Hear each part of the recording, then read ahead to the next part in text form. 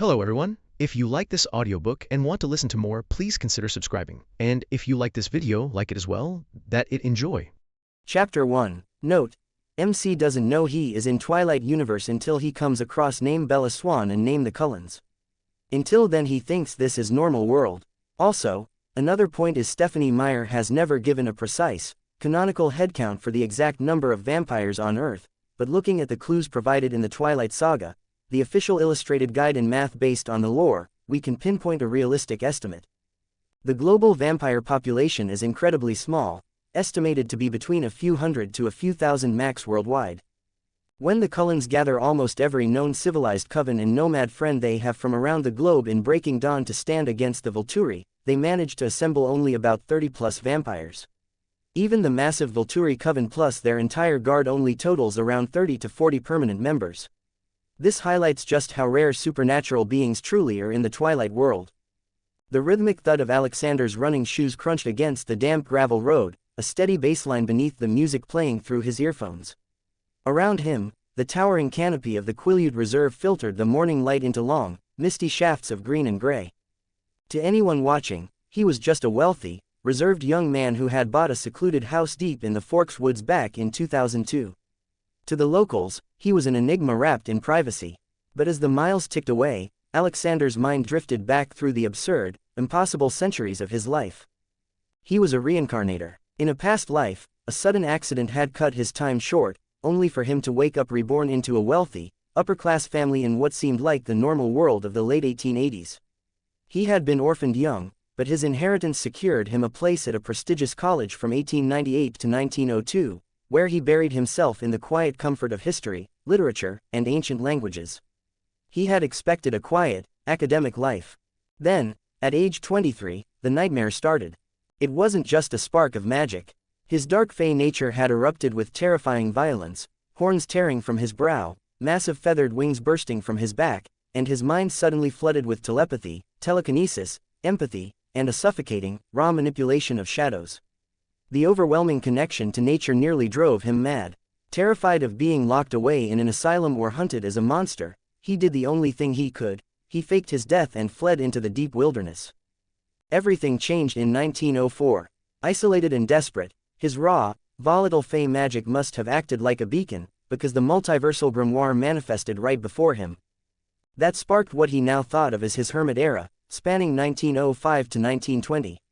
Sheltered by the wilderness, he used the Grimoire to master the basics of magic, not for power, but for survival. He learned defensive spells and, most importantly, the complex glamours needed to hide his wings and horns from the world. Then came the Nomad era from 1920 to 1950. A mortal man couldn't stay 23 forever. To hide his complete lack of aging, he was forced to move every few decades, adopting quiet, invisible professions. He became a bookbinder, an antiquities dealer, a librarian, anything that kept him in the shadows. He traveled around the world, learned to use magic to create perfect fake identities. By 1995, the world was getting too small. Satellites were filling the sky, and technology was bleeding into everyday life.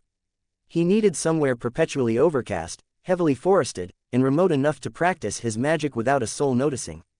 He had chosen Forks, Washington almost by accident. But the moment he arrived, the dense, rain-soaked Pacific Northwest rainforest answered him perfectly, matching his Dark Fey affinity like a missing piece of himself. Pulling one earphone down around his neck, Alexander slowed his pace to a jog, pulling himself out of the century-long reverie as the weathered red house of the Black family came into view. Sitting out on the wooden porch was Billy Black. His face was deeply lined, carrying the quiet, steady weight of a man who had seen too much grief, losing his wife, Sarah, and later his mobility to diabetes, but his dark eyes still held a sharp, welcoming warmth. He rested his hands on the armrests of his wheelchair, a soft, knowing smile tugging at his lips as Alexander approached. "You're going to wear a trail right into the dirt one of these days, Alexander," Billy called out, his deep voice carrying that distinct, slow-paced reservation charm. "You're always running through here."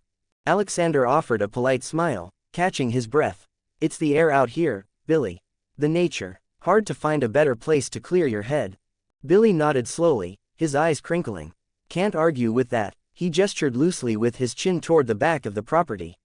"Listen, Jacob's out in the yard. Sam Yuli handed down his old dirt bike to him, and Jake's been dying to get it running. I'd go back there and help him out, but... Billy gave a small, self-deprecating pat to his useless legs, chuckling softly. My mechanics days are a bit behind me. Mind giving the kid a hand? Of course, Alexander nodded. I'll go check on him. Rounding the side of the house, Alexander found the rest of the Black family. 12-year-old Jacob was practically vibrating with excitement, straddling a somewhat battered but sturdy dirt bike.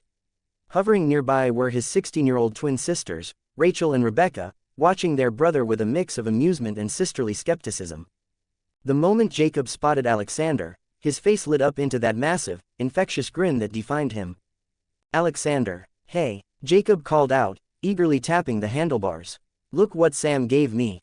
It's an actual dirt bike. Just needs a little work to get it running. Hold your horses, Jake, Alexander said with a small smile, walking over.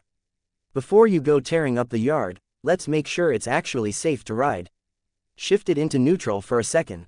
Jacob shifted the gears, nodding eagerly as Alexander knelt into the damp grass beside the bike. Alexander's hands, practiced from decades of tinkering with various machinery throughout his long life, went straight to the mechanical essentials. He checked the tension on the drive chain, pressing it with his thumb to ensure it wasn't loose enough to snap or throw itself off the sprocket. Next, he checked the throttle grip, twisting it to make sure it snapped back smoothly without sticking. The choke is a little sticky, Alexander muttered, inspecting the carburetor. But the fuel line looks clean. Go ahead and squeeze the front brake lever for me. Jacob squeezed it tight. Alexander checked the cable in the brake pads. Good. Now the rear. Jacob stamped down on the pedal. All right, brakes are solid. The oil is a bit dark, but it'll do for today. Give it a kick. Jacob stood up on the pegs, putting all his 12-year-old weight into the kickstarter. The engine coughed, sputtered, and died. Adjust the choke just a bit to the left. Alexander guided calmly, placing a hand steadying the frame of the bike. Try it again. Smooth, heavy stroke. Jacob gritted his teeth and kicked down hard. The engine roared to life, a loud, smoky, satisfying rumble that echoed off the tree line. Jacob's eyes went wide with pure excitement. All right, she's alive, Alexander said, raising his voice slightly over the engine's idle. He pointed down the long, flat dirt path leading away from the house. Keep your clutch control steady. Don't gun the throttle all at once or you'll loop it. Just ease into it. Go ahead. Yes, thanks, Alexander, Jacob yelled over the noise.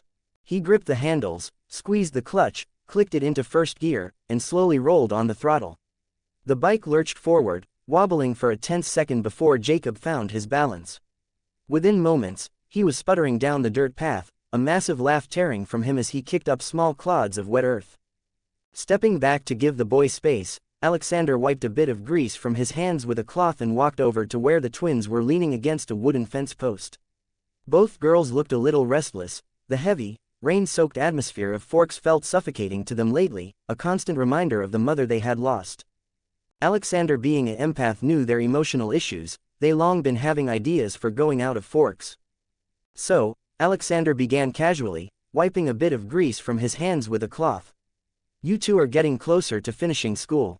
Rachel, any thoughts on college yet? Rachel shrugged, shifting her weight, though a spark of ambition showed in her eyes. Computer engineering, hopefully. I'm studying for the placement tests, trying to see if I can land a scholarship somewhere out of state. You've got the brains for it, Alexander encouraged. He turned his attention to her sister. What about you, Rebecca? Rebecca sighed, a slight frown crossing her face as she looked out toward the tree line. I don't know. Honestly, I just want to get out for a bit. Travel, clear my head. I've been looking at pictures of Hawaii. Just seems completely different from all this. Alexander studied her for a moment, sensing the unspoken weight she was carrying. Hawaii is beautiful. If you're serious about it, you could always look into a Bachelor of Arts. Get your degree and your change of scenery at the same time. Rebecca let out a dry, pessimistic laugh. Yeah, well, I don't exactly have Rachel's grades for a massive scholarship, Alexander. It's a nice dream, though. Dreams can be managed, Alexander replied smoothly, his tone conversational but grounded.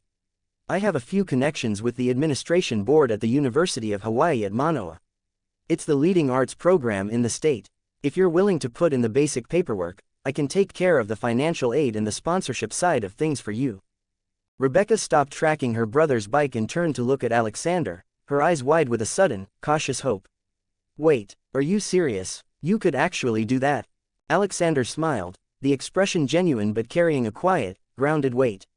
I can get it done easily, he said, keeping his voice low so it wouldn't carry over the dull roar of Jacob's dirt bike.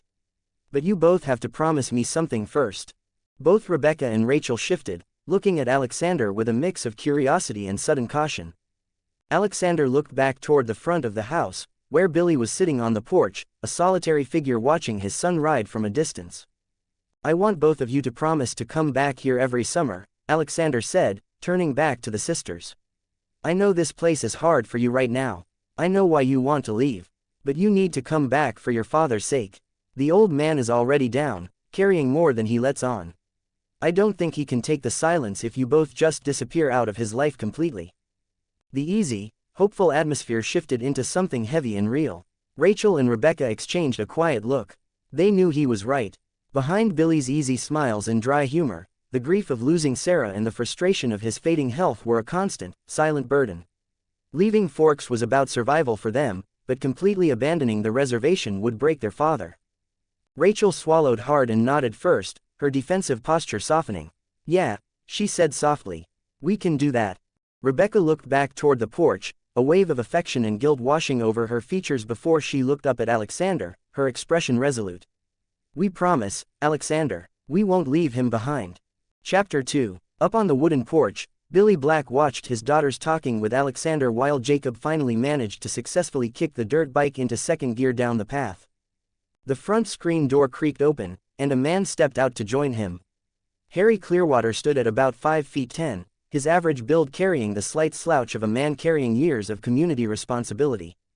His predominantly gray hair fell in loose layers over his ears, framing a distinguished, world-weary face etched with deep lines around his dark brown eyes and brow.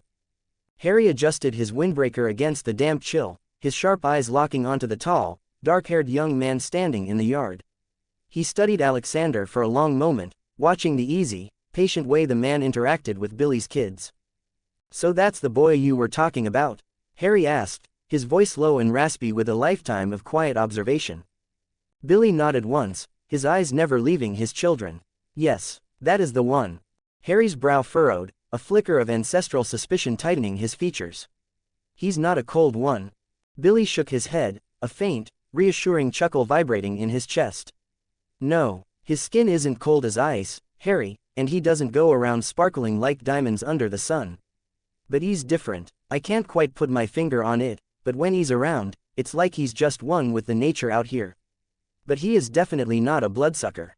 Harry let out a slow breath, the tension leaving his shoulders, though his eyes remained curious. I heard he donated millions to our reservation hospital. Like I said, he's a good kid, Billy smiled, his warmth genuine. He's an orphan. His parents were old money, from what I gather, and they left him with a massive inheritance. He's just using that wealth to help out where it counts. He donated a heavy sum to the Forks Community Hospital across town, too. Harry watched Alexander hand a rag to a grease-stained, grinning Jacob. Well, Harry murmured, a rare smile touching his lined face. In a place like this, we can always use a few more good people. After spending a few more minutes laughing with Jacob over the sputtering roar of the dirt bike, Alexander decided it was time to head back. He wiped the last of the engine grease from his palms onto a rag, tossing it to a thoroughly satisfied Jacob. Turning back toward the main road, Alexander fell into an easy, rhythmic jog. As he passed the front porch of the weathered red house, he raised a hand to wave goodbye to Billy. He noticed the gray-haired older man standing beside the wheelchair, someone he didn't quite recognize from his quiet interactions around the reservation, but out of polite habit, Alexander gave him a respectful, lingering nod. On the porch, Billy and Harry Clearwater exchanged a quiet look. Both of the older men smiled, nodding back in unison as they watched the young man pick up his pace. Alexander slid his earphones back into place, the music swelling to drown out the damp rustle of the trees as he disappeared down the gravel road, jogging steadily back toward the deep, welcoming shadows of his home in the woods. The hot water of the shower washed away the chill of the evening. Alexander stepped out, toweling off before walking into the quiet, dimly lit space of his living room. He stopped in the center of the floor, raised a hand, and snapped his fingers. A sharp crack echoed through the room. Instantly, a heavy, leather-bound grimoire materialized from thin air, levitating steadily at chest height. Its worn cover groaned as it opened on its own, thick parchment pages flipping in a silent breeze to reveal complex runes and incantations. Alexander crossed his arms and stepped closer, his eyes scanning the ancient text as he slowly went through the spells, one by one. The next morning, the typical gray overcast hung heavy over the town. Alexander was walking out of the local mart, a small plastic bag in hand, when a familiar, gravelly voice cut through the damp air. "Alexander, over here." Alexander turned toward the parking lot. Billy Black sat in his wheelchair near the hood of a white and blue police cruiser, a warm, easy smile on his weathered face. Standing right beside Billy was a man who looked like he was built for the Pacific Northwest weather. He stood about 6 feet tall with an average, sturdy build, shifting his weight a little awkwardly on his feet. He had straight, dark brown hair kept in a simple, practical cut, but his most defining feature was the thick, dark brown mustache resting above a tight-lipped, polite smile. His chocolate brown eyes took Alexander in with a quiet, observant gaze. He was in full uniform, a dark Forks Police Department jacket that bore a bright yellow badge on the chest, right above a clear name tag that read C. Swan. Billy wheeled forward just a fraction, gesturing between the two of them. "Good timing, Alexander, this is Charlie Swan, chief of police around here, and an old friend." Charlie gave a stiff but polite nod, awkwardly clearing his throat before extending a hand. "Hey," Charlie said, his voice gruff and low, carrying that distinct, no-nonsense tone. "Just Charlie's fine. Billy's mentioned you." Alexander shook his hand. "Nice to meet you, Charlie." "You too," Charlie replied, quickly dropping his hand and hooking his thumbs into his duty belt.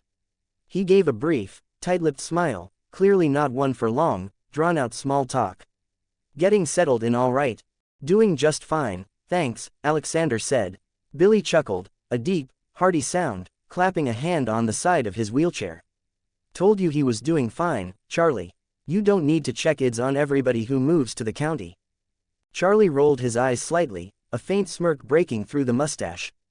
"Just being neighborly, Billy. It's my job." He looked back to Alexander, giving another short nod. "Well, you need anything, you know where the station is. Welcome to Forks." Chapter 3. As the three of them moved across the damp pavement of the parking lot, the conversation shifted. Billy glanced up at Charlie, his tone casual but carrying a hint of genuine curiosity. "Is Bella coming down this summer?" Billy asked. "Jacob's been asking about her." Charlie's shoulders slumped just a fraction. He shoved his hands deep into his jacket pockets and let out a long, heavy sigh, looking down at the wet asphalt. "I don't know, Billy," he muttered, his voice tight with that familiar, awkward reluctance he always had when talking about his daughter. "Hard to say." A half step behind them, Alexander slowed his pace. "Bella Swan, Charlie Swan." He slowly repeated the names in his head. Suddenly, the pieces slammed into place. This world was Twilight. He held back a groan, suddenly feeling like an absolute idiot. He should have recognized the names Billy Black and Jacob Black immediately. But he couldn't entirely blame himself. He was never a Twilight fan and never seen the movies. His tastes had always leaned toward the darker, more violent lore of the Vampire Diaries or Underworld. The only reason he even knew these names was because of his cousin. She had been an avid fan, constantly ranting about the different characters, their powers, and their tragic pasts. He had spent most of those rants completely zoned out, doing his best to tune out the endless, heated debates over Team Jacob and Team Edward. But now, those half-ignored, teenage rants were his reality. He was standing right in the middle of the Twilight universe. Curiosity taking over, Alexander focused his gaze on Billy's back. For the first time since arriving, he let his magic flare to life, subtly shifting his vision into mage sight. The mundane gray of the parking lot dulled, replaced by a faint, ethereal overlay. The air around them shimmered, and looming directly behind Billy's wheelchair was the massive, spectral shadow of a brown wolf. It was an imprint of raw, wild energy, deeply tethered to the older man's spirit. Alexander blinked, letting his vision snap back to the normal, dreary morning before anyone could notice the shift in his eyes. He let out a slow, silent breath. "Quileute shapeshifters." Alexander offered a polite nod to the two men. "I should get going. Nice meeting you, Charlie. See you around, Billy." "Take care, Alexander," Billy called out with a casual wave, while Charlie simply offered his signature, tight-lipped nod and a gruff, "Drive safe." As Alexander walked the rest of the way home, the quiet, rain-slicked streets of Forks gave him too much time to think. He shoved his hands into his jacket pockets, his brow furrowed as he ran through his options. What to do, he muttered under his breath. His knowledge of this universe was dangerously fragmented. If he was going to navigate a town filled with secret vampire covens and shapeshifting wolves, he needed facts, not just half-remembered pop culture trivia. The moment he stepped through his front door, he summoned his grimoire. The heavy book materialized with a familiar snap, its pages turning rapidly under his command until they stopped on a specific mental discipline, a perfect recall spell. It was a complex incantation designed to grant flawless memory, allowing the caster to rapidly recall everything they had ever experienced, heard, or seen in their lifetime. It protected the brain from being overwhelmed, effectively granting unlimited mental storage and analytical capacity. Standing in the quiet of his living room, Alexander closed his eyes, centered his breathing, and muttered the incantation. A cold, sharp clarity washed over his mind. Instantly, the locked and ignored vaults of his memory snapped open. His cousin's voice echoed in his head, no longer a faded annoyance but a crisp, precise audio feed. He remembered every single rant, details about cold ones, sparking in the sunlight, the ancient Volturi Guard in Italy, the specifics of the La Push Treaty, the mechanics of wolf imprinting, and the unique gifts of the Cullen family. Every casual mention of lore and timeline events she had ever spoken flooded his consciousness with perfect accuracy. Instead of letting the sheer volume of information overwhelm him, Alexander immediately went to work. He retreated into his mind palace, taking the chaotic, fan-fueled rants and systematically organizing them into neat, accessible mental files. He built a wing for vampire lore and weaknesses, another for the Quileute tribe's history, and a central archive for timelines, key players and their histories, cross-referencing everything in seconds. When the mental sorting was complete, the magical pressure in his head steadily faded. Alexander opened his eyes, the heavy burden of ignorance lifted. He let out a long sigh of relief, staring out his living room window at the endless, gray Forks drizzle. "Welcome to Twilight," he muttered. Chapter 4. Alexander let out a slow, heavy breath, rolling his shoulders to work out the stiff tension building in his back. Passing as a normal human in this quiet, mundane town was already starting to feel restrictive. With a sharp flex of his back muscles, he let the magic concealing his true form drop. Two massive wings erupted from his shoulder blades, unfurling with a heavy, forceful snap and the thick rustle of thousands of feathers. They were enormous, built for sheer power and speed, identical to the legendary wings of the Dark Fey. Thick, iridescent black feathers blended into deep, earthy browns, stretching wide enough to cast long, sweeping shadows across his living room walls. The powerful upper joints arched high above his head, tipped with sharp, hooked talons that nearly grazed the ceiling. He stretched them out fully, feeling the satisfying pull of muscle and tendon, the heavy weight of them grounding him in the quiet house. He gave them a single, controlled beat. The motion sent a strong rush of air through the room, rattling the windows and scattering a few loose papers off the coffee table. Satisfied, Alexander folded them back tightly against his body, the massive appendages draping heavily behind him like a thick, dark cloak. Alexander closed his eyes, retreating into the newly constructed, quiet architecture of his mind palace. Navigating the pristine mental corridors, he located the specific archive he had just compiled on the local vampire coven, the Cullens. He pulled the information forward, reading through their histories and abilities with a steady, analytical focus. Yet, as he sifted through the details of their pasts, an unexpected sense of sympathy washed over him. Their human lives had all ended in tragedy, but the scale of their suffering was vastly different. Carlyle, Edward, and Emmett had faced relatively straightforward, physical ends, a feral vampire encounter, the deadly sweep of the Spanish influenza, and a savage bear attack. Tragic, but simple in their brutality. The rest of the coven had endured a much darker kind of hell. He reviewed the grim details with a heavy sigh. Rosalie, brutally assaulted and left for dead in the street by her own fiancé and his drunken friends. Esme, trapped in a severely abusive marriage, ultimately throwing herself off a cliff in a desperate suicide attempt after the death of her newborn child. Alice, locked away in a 1920s asylum by her own family, subjected to electroshock therapy simply for having visions, only to be hunted down by a tracker vampire. It was a horrific track record. Alexander shook his head, pushing the grim histories back into their mental files. He shifted his focus away from their trauma and onto their supernatural gifts, evaluating them with the critical eye of a mage. While Edward's telepathy was dangerous, two other powers immediately stood out to Alexander as genuinely amazing. Alice's precognition, the ability to see subjective futures based on the decisions people make. In combat or planning, it was a tactical advantage that bordered on omniscience. Jasper's pathokinesis, the power to not only sense but physically manipulate the emotions of anyone in his vicinity. In the hands of a trained, century-old soldier, it was absolute, invisible crowd control. Alexander opened his eyes, returning to the quiet reality of his living room. The heavy wings on his back shifted, feathers rustling softly against the floorboards. The Cullens weren't just a coven of vegetarian vampires, they were a tight-knit family of broken survivors armed with extraordinary capabilities. Alexander let out a short, cynical scoff. If you take out Edward's stupidity, this family had very little issues, he muttered to the empty house. He walked over to the couch. Just as he turned and lowered himself to sit, the massive weight on his back vanished. The dark, sprawling wings folded tightly inward, blurring for a split second before dissolving completely into thin air. His magical concealment snapped back into place seamlessly, leaving him looking entirely human once again. Free of the heavy appendages, he dropped onto the cushions.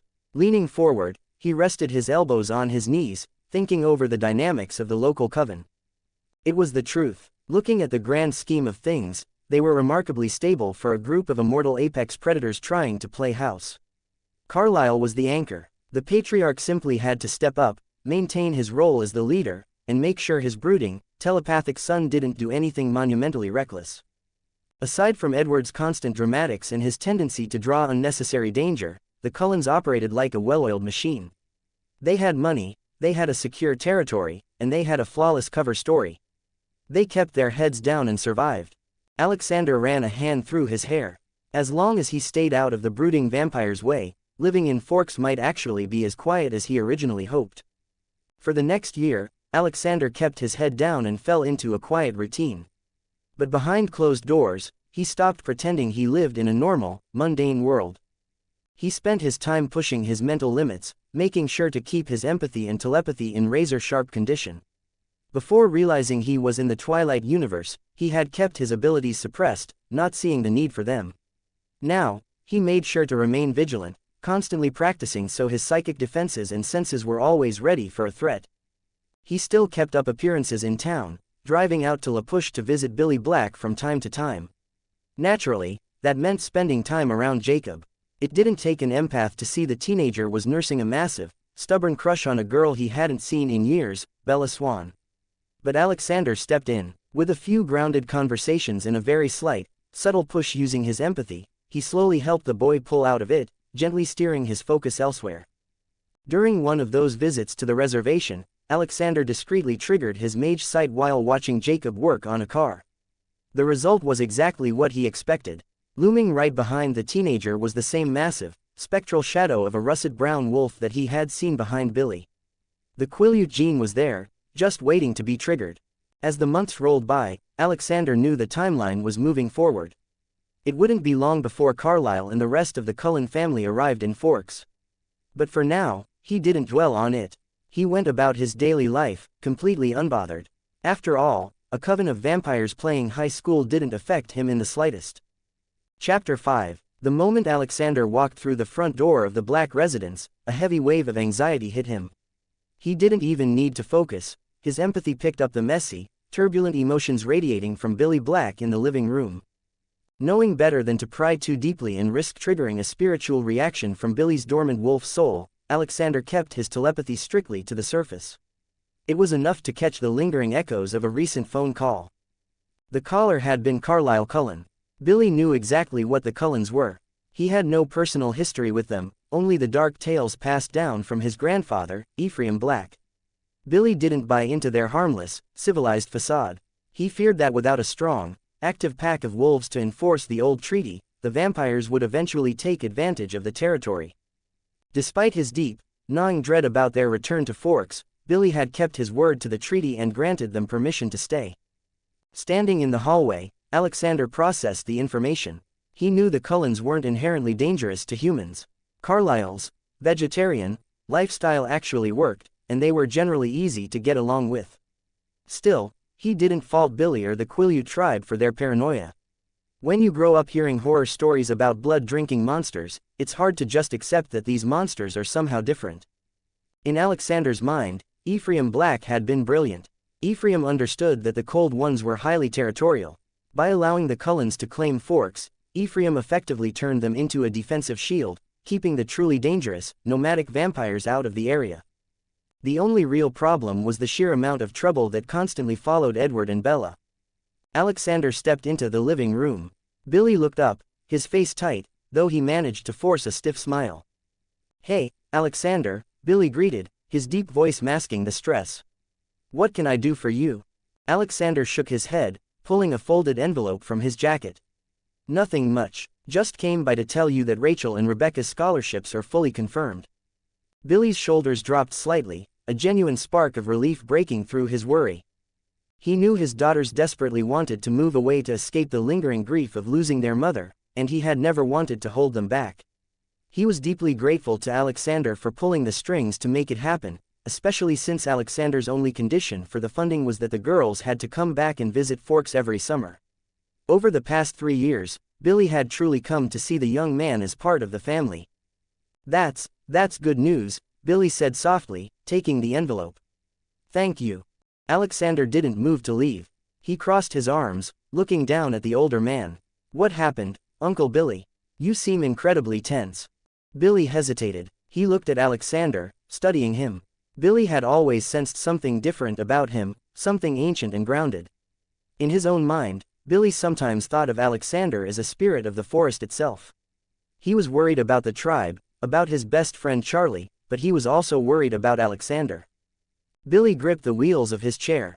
"Alexander, what if I told you vampires exist in this world? Would you believe me?" "I would," Alexander answered immediately, his voice calm and steady. Billy blinked, clearly caught off guard. "Why?" A small smile crossed Alexander's face. "Because I'm special, just like you." Billy's posture stiffened, his eyes narrowing slightly with caution. "What are you, Alexander?" "I'm not entirely sure myself," Alexander admitted, stepping further into the room. "But I know I'm connected to nature. And I can cast magic."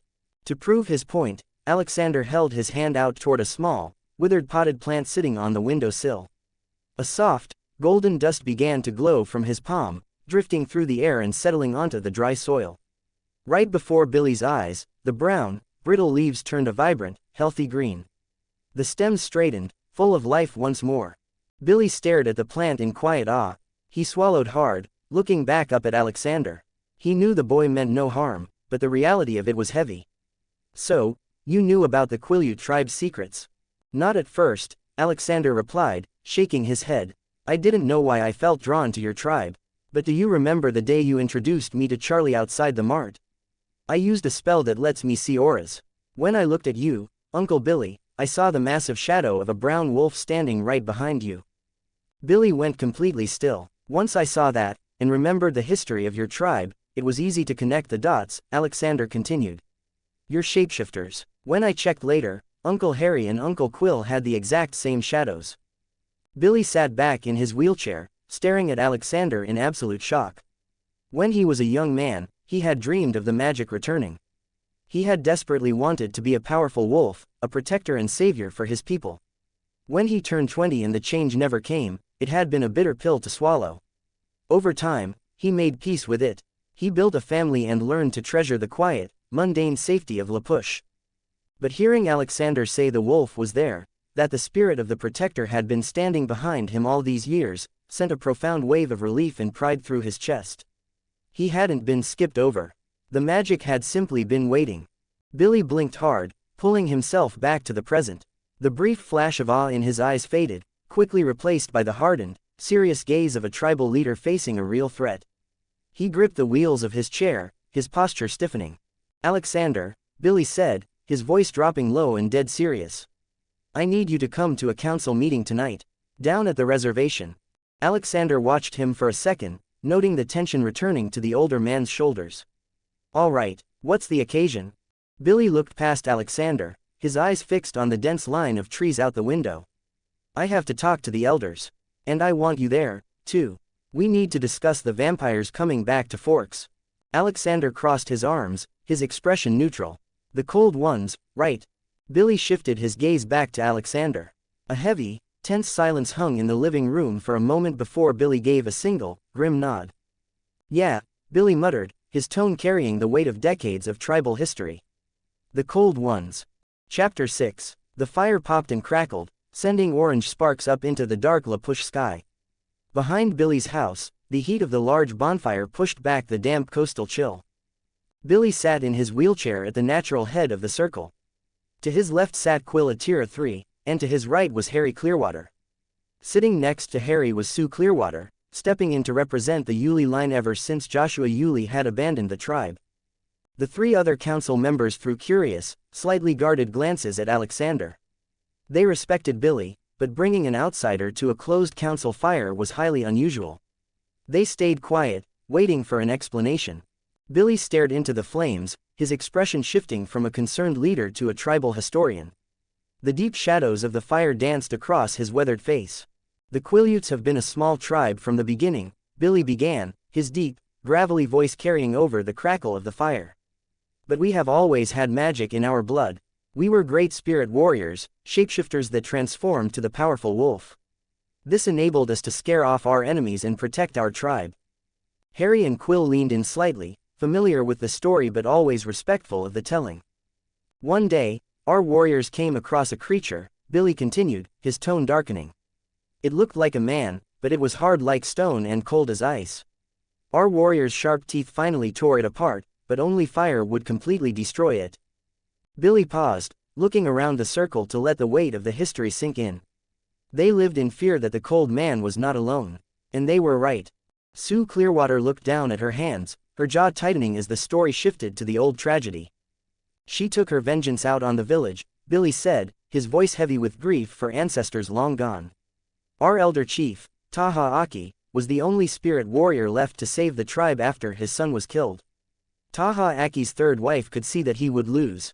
Billy looked directly at Alexander to make sure he understood the gravity of the moment. The third wife was no magical being, but she had courage, Billy stated firmly. The third wife's sacrifice distracted the cold woman long enough for Taha Aki to destroy her. She saved the tribe. Billy leaned back in his wheelchair, letting out a slow, heavy breath. He looked out past the fire, toward the dark, dense tree line of the reservation. Over time, our enemies have disappeared, Billy muttered grimly. But one remains, the cold ones. Alexander let the silence hang for a moment, respecting the absolute seriousness of the story. The fire crackled between them. Billy looked around the fire, his face grim. The Cullens are coming back. The words instantly drained the warmth from the circle. Harry and Quill stiffened, while Sue's jaw tightened. Billy turned slightly toward Alexander, speaking loud enough for the rest to hear. When my grandfather, Ephraim Black, led the pack alongside Levi Yulee and Quill Atira II, they came across a coven of cold ones while patrolling. The vampires claimed they didn't drink human blood.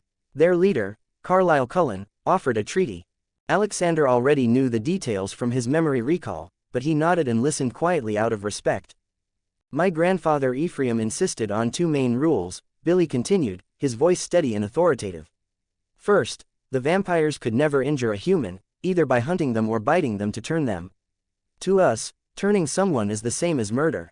Second, they were never to step foot on Quileute land. Carlisle agreed. He also added a rule of mutual secrecy: we don't expose what they are, and they don't expose us. Billy pointed a thumb out toward the dark woods. We drew the boundary lines. The reservation, plus some old Ho and Macaw lands, belong to us. The highway and the town of Forks are truce areas where both sides can go. But they do not cross our line. With the history established, Billy took a deep breath. He looked at Quill, Harry, and Sue, and told them the truth about Alexander. He explained the magic, the restored plant, and the fact that Alexander could see the dormant wolf spirits tethered to their bloodlines. The council members stared at Alexander in a mix of shock, wariness, and sheer awe. You don't have to worry, Alexander said, keeping his voice calm and even to reassure them. I will never betray your secrets. If you want a guarantee, I can write a magical contract right now. You list your conditions. If we all sign it, the magic itself will enforce the rules. Harry leaned forward, exchanging a look with Quill. Billy's eyes lit up with sudden interest. Could a contract like that work on the Cold Ones? Sure, Alexander answered, but there's a catch. If we force them to sign a magical contract, they are going to find out I exist and what I can do. You'd have to negotiate with them first, and I can draw it up as long as they agree to keep my secret. Billy looked at the other three leaders. After a moment of silent communication, Quill, Harry, and Sue all nodded in agreement. Alexander, write up a contract between us first, Billy decided. We are allies. Both sides keep each other's secrets and offer help when needed. Happy to, Alexander said. He raised a hand and gave a sharp wave. A thick piece of parchment materialized out of thin air, hovering in front of him. Using a low incantation, glowing words etched themselves into the paper, outlining the exact terms Billy had requested. One by one, Alexander, Billy, Quill, Harry, and Sue pricked their fingers. They pressed a single drop of blood onto the bottom of the parchment. The paper flared with a brief, warm light before vanishing, the magic taking hold. To test it, Sue stood up and walked over to the back door of the house where her daughter, Leah, was inside. A few minutes later, Sue returned to the fire, shaking her head with a look of genuine disbelief. I tried to tell her about Alexander's magic, Sue said. I literally couldn't force the words out of my mouth. My jaw just locked. The council members let out collective breaths of relief. It was a massive success. Good, Billy said, crossing his arms over his chest. But for now, we wait on dealing with the Cullens. If we try to bind them with a contract, we reveal Alexander. Without an active wolf pack to enforce our borders, Alexander's power might be the only real defense we have. We keep him as a trump card. Quill, Harry, and Sue nodded grimly, accepting the reality of the situation. Maybe you don't need to worry about being defenseless, Alexander spoke up, drawing their attention back to him. I have a feeling that the moment the Cullens move into Forks, a new pack is going to phase from the younger generation. Harry Clearwater frowned, his thick brows pulling together. What do you mean by that? Billy, Quill, and Sue leaned in, hanging on Alexander's words. Think about it, Alexander answered smoothly. The last time the pack was active was during Ephraim's time, specifically when the Cold Ones were around. Before that, no one phased. It's a reactionary defense. The gene activates when the threat is near. I'm pretty sure when the Cullens settle in, your tribe's youth are going to start shifting. The fire crackled loudly in the heavy silence that followed. The council members looked at each other, the realization slowly hitting them as they thought about their own sons and daughters. Billy gripped the armrests of his chair, his expression hardening into a look of absolute determination. Then we watch the kids, Billy said firmly. We keep a close eye on everyone. Chapter 7. The firelight flickered across Sue Clearwater's face. She studied Alexander, her initial wariness slowly giving way to genuine curiosity. Can you shapeshift like our tribes? Sue asked, her voice quiet but steady. Billy called you a spirit of the forest. Alexander looked at her, thinking about the question. He didn't share their Quileute wolf heritage, but he was far from a normal human. Not a wolf, Alexander answered simply. But something else. He stood up from the log, stepping back slightly from the heat of the fire. He rolled his shoulders, working out the tension in his back, and let his magical concealment drop completely. With a heavy, forceful snap, two massive wings erupted from his shoulder blades. They were enormous and built for raw power, covered in thick, dark feathers that blended from deep earthy brown to pitch black. The powerful upper joints arched high above him, tipped with sharp, hooked talons. As they unfurled, they cast a huge, sweeping shadow over the entire council circle. At the exact same moment, thick, dark, ribbed horns grew seamlessly from his head. They swept up and curved sharply backward in an imposing, heavy crown, matching the dark aesthetic of his wings. He stood there in the flickering firelight, the sheer size of his wings and the sharp curve of his horns making him look much larger and far more dangerous than the quiet young man they had been talking to moments before. The crackle of the bonfire was the only sound. Billy, Quill, Harry, and Sue sat completely frozen, staring up at him in absolute, stunned silence. The silence around the fire stretched, heavy and absolute. Alexander stood tall in the flickering light, his massive wings and curved horns casting long, imposing shadows across the dirt. Then, something ancient woke up inside the elders. For the first time in their entire lives, Billy Black, Quill Atira III, Harry Clearwater, and Sue Clearwater felt it. It wasn't just a sudden rush of adrenaline or a trick of the mind, it was a deep, physical pull in their blood. Deep within their chests, they could actually feel the dormant wolf stir. A silent, powerful howl echoed through their very being, reacting instinctively to the raw, overwhelming presence of nature magic radiating from Alexander. Looking up at the winged figure before them, the exact same thought struck all 4 tribal leaders at once: he really is a spirit of the forest. For Sue, the shock ran even deeper. She sat perfectly still on her log, her breath catching in her throat as she felt the wild, thrumming energy of the wolf pacing inside her mind. Every story, every legend passed down around these council fires had always maintained the exact same rule: only the men of the tribe carried the ability to phase. But there was no denying what she was feeling right now. The spirit of the protector wasn't restricted to the men, it had simply been buried, waiting for a strong enough trigger to wake it up. She gripped her knees tightly, her wide eyes locked on Alexander, completely stunned by the heavy, wild presence suddenly awake inside her. The heavy, stunned silence finally shattered. Billy let out a sudden, breathless laugh, his hands gripping the armrests of his chair. He looked over at Harry, his eyes wide. "Did you feel that?" Billy asked, his deep voice cracking with a sudden, boyish excitement. "Like a howl right in my chest," Harry breathed out, pressing a hand flat against his sternum. He looked at Quill, who was nodding rapidly, a massive grin breaking through his usually stoic expression. For a brief moment, the 3 tribal leaders weren't aging men weighed down by council duties. They were the young boys who had grown up on the reservation, sitting by the fire and dreaming of running through the woods as protectors, hunting cold ones alongside their brothers. The absolute confirmation that the magic was real, and that it was inside them, completely broke their composure. Then, Sue's quiet voice cut through their excitement. "I felt it, too." Billy, Harry, and Quill instantly stopped talking. They all turned to look at Sue, genuine confusion washing over their faces. "Sue," Harry muttered, furrowing his brow. "But there's never been a female shifter in the history of the tribe." Alexander watched the exchange, his massive wings shifting slightly behind him before he let them fold tightly against his back, dissolving them to give the elders some space to process. He stepped closer to the fire. "I think it's about the trigger," Alexander offered, drawing their attention. Being a wolf is entirely tied to the instinct to protect and the drive to fight. If the magic is a reactionary defense, then mentality plays a massive role. The reason there were no female shifters previously might just be because the specific conditions weren't met. If a woman in the bloodline has that absolute fighter's mentality when the threat arrives, I'm sure your tribe will have a female shifter. Billy rubbed his jaw, processing the theory. Quill slowly nodded, the logic clicking into place for him. It made perfect sense. The magic didn't care about gender, it cared about the spirit. Harry and Sue didn't say a word. They just slowly turned their heads and locked eyes with each other across the fire. The exact same image flashed into both of their minds simultaneously: their fierce, headstrong, and fiercely protective daughter. "Leah," Harry whispered, his eyes widening slightly. Sue gave a slow, solemn nod.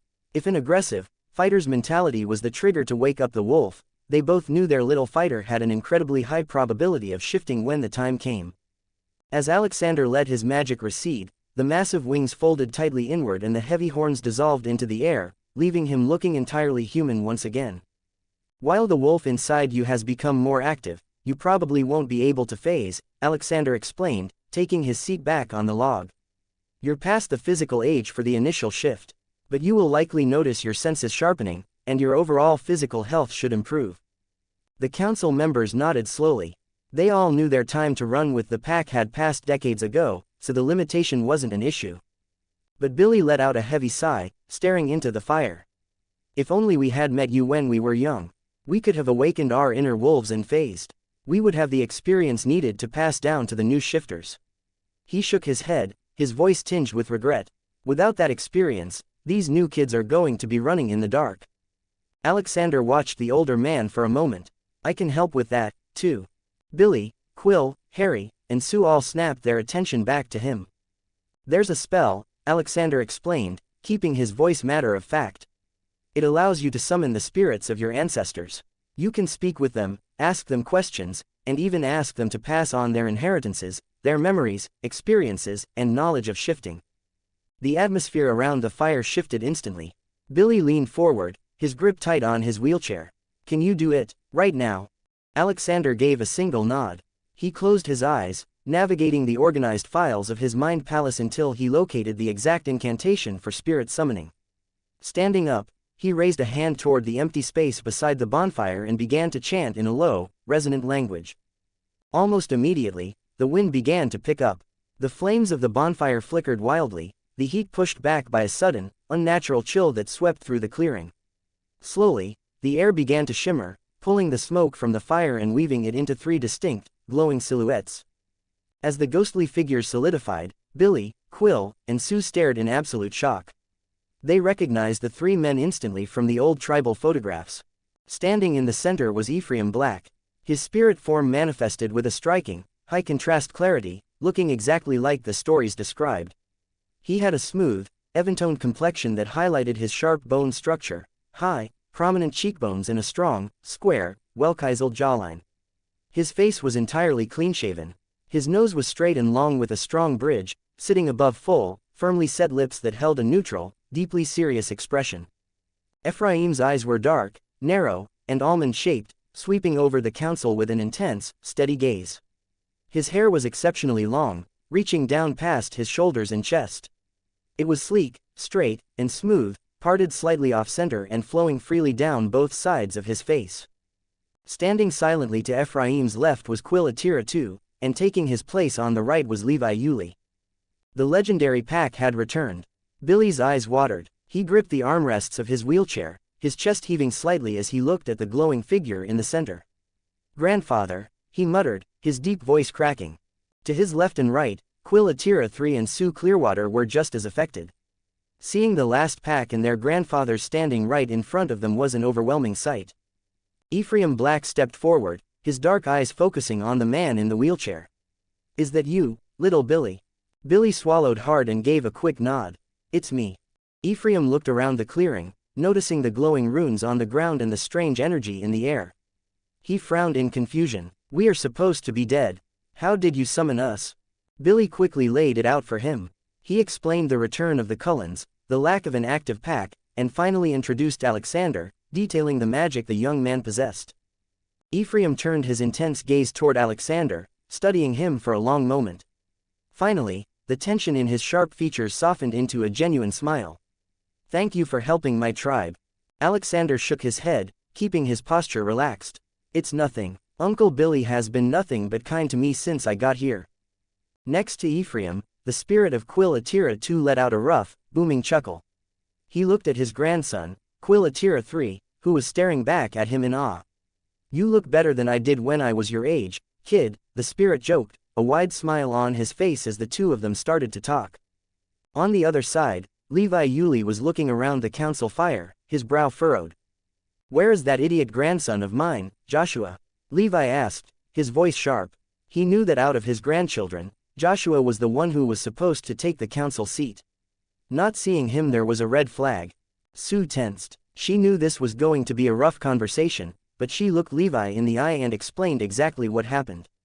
She told him how Joshua had abandoned the tribe and his family, leaving his wife and young son, Sam, behind because he found the responsibility too much to handle. Levi's ghostly form flickered violently.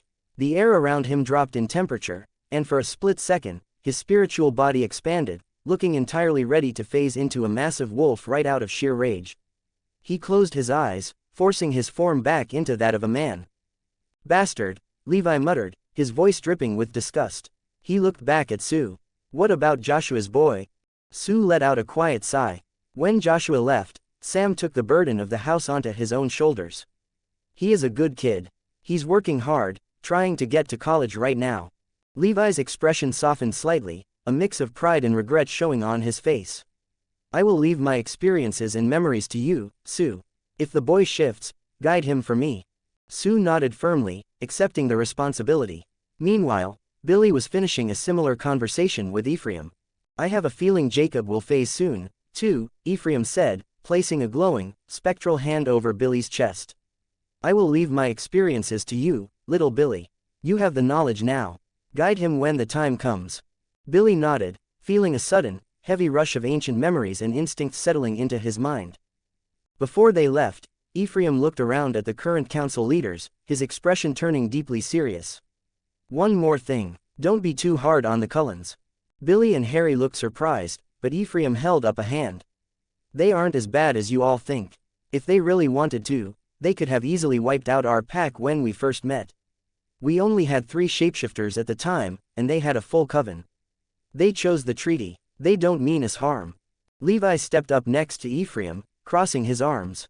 That doesn't mean you shouldn't be on your guard, though. They are still what they are. Quill-Atira too gave a final, encouraging nod to his grandson. Guide the future pack well. With those final words, the wind picked up violently, blowing the bonfire flames sideways. The 3 glowing figures faded into the smoke, dissolving completely into the cool night air until only the quiet crackle of the fire remained. Chapter 8. The night air was heavy and quiet as Alexander pushed Billy's wheelchair into the small house and down the hall. Once they reached the bedroom, Alexander easily helped the older man transition from the chair to the edge of the mattress. Alexander stepped back, slipping his hands into his jacket pockets. I can help you heal your legs, you know, he said quietly. It isn't hard. Billy looked down at his motionless legs, then back up at Alexander. A tired, genuine smile touched his weathered face. I'll take you up on that. Someday. Alexander nodded and turned toward the door. Alexander, Billy called out. His voice was suddenly thick, stripped of the confident tribal leader he had been around the fire. Alexander stopped and looked back. Could you? Billy swallowed hard, his eyes dropping to the floor as he forced the words out. Could you summon Sarah's spirit? Alexander's expression softened. He didn't immediately answer. Instead, he let his mage sight flare to life. The mundane room faded slightly, the spiritual overlay bleeding in. Sitting right on the edge of the bed next to Billy was the glowing, ethereal figure of Sarah. She looked exactly as she had in life, warm, gentle, and deeply loving. She was looking at Billy with profound affection, and when she noticed Alexander could see her, she offered him a soft, grateful smile. Alexander let his vision return to normal. Yes, I can, he said gently. But I don't think there is any need to summon her, Billy. Billy frowned, looking up in confusion. What do you mean? She hasn't gone anywhere, Alexander replied. She has always been right here, sitting by your side. Billy froze, the breath leaving his lungs. When the time comes, Alexander added, his voice low and respectful, I will let all of you meet and see her. Good night, Billy. Alexander slipped out of the room, pulling the door partially shut behind him. Billy sat entirely alone in the dim light of his bedroom, his heart hammering against his ribs. The revelation echoed in his head. The newly awakened wolf spirit inside him was thrumming, heightening his senses far beyond those of a normal human. He could feel a strange, comforting warmth radiating from the empty space right beside him. Sarah, Billy whispered, his voice trembling. Are you really here? The air shifted. Billy closed his eyes as a distinct, phantom warmth rested gently against his cheek, like the palm of a familiar hand. A second later, he felt the soft, undeniable pressure of a kiss pressed to his forehead. The dam broke. Decades of held-back grief, the exhausting weight of being a single father, and the crushing loneliness all poured out at once. Billy bent forward, burying his face in his hands as heavy, racking sobs tore from his chest. I missed you so much, Billy cried, his deep voice cracking into a ragged, desperate whisper. I tried, Sarah, I tried so hard to keep the family together, but I couldn't. The girls, they want to leave. I'm such a failure. The phantom warmth wrapped around his shoulders, holding him tight. Without you, I'm nothing, he choked out, completely breaking down in the quiet of the room. Just outside the slightly open door, the floorboards creaked. Rachel and Rebecca stood in the dark hallway, having just returned home. They stood frozen in their tracks, listening to the agonizing, heartbroken sobs of their father. They had never heard him sound like this. To them, Billy was the immovable rock of the family, the strong tribal leader who handled everything. Hearing him completely shatter, hearing him blame himself for their desperation to leave, felt like a physical blow to the chest. Tears spilled rapidly down Rachel's cheeks. Rebecca covered her mouth to muffle her own quiet sob, reaching out to grip her sister's hand tightly. In that dark hallway, the desperate need to escape La Push and the memory of their mother vanished entirely, replaced by a crushing wave of guilt. They had been so consumed by their own grief that they hadn't seen how deeply their father was drowning in his. Squeezing each other's hands, the sisters made a silent, unbreakable vow. They were done being selfish.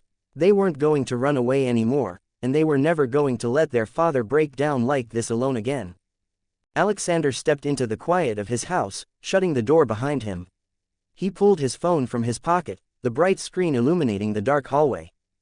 The date read, July 27, 2003. He locked the screen and tossed the phone onto the nearest table. The Cullens will be arriving soon, he thought. Things are going to get interesting. He walked into the living room, his mind already working through the logistics. With the Cullens moving into town, Billy was inevitably going to push for a negotiation regarding the magical contract to bind the vampires to the treaty. And once that contract came into play, Alexander's quiet, peaceful life on the sidelines would be over. He would be dead center in the vampires' attention. But dealing with the local coven wasn't what actually bothered him. Even the Volturi, the ruling vampire guard in Italy his cousin had ranted so much about, were a known variable. What really worried Alexander were the unknown threats lurking in the blind spots of his memory. He sat down on the couch, retreating into his mind palace to review the more obscure fragments of lore he had recovered. His thoughts immediately drifted to the Children of the Moon, the true werewolves. Unlike the Quileute shapeshifters, who were essentially spirit warriors, the Children of the Moon were humans bound to transform into fearsome, feral wolf creatures at the peak of the full moon. They had the raw strength and power to tear apart a vampire single-handedly. Their inability to control their shift made them unpredictable and incredibly dangerous, striking absolute terror into immortal vampires. He remembered the history clearly, a werewolf genocide initiated by the Volturi. Keys, one of the Volturi leaders, had been nearly killed by one centuries ago. Terrified of their power, Keys had convinced the rest of his coven to hunt the species to near extinction across Europe and Asia.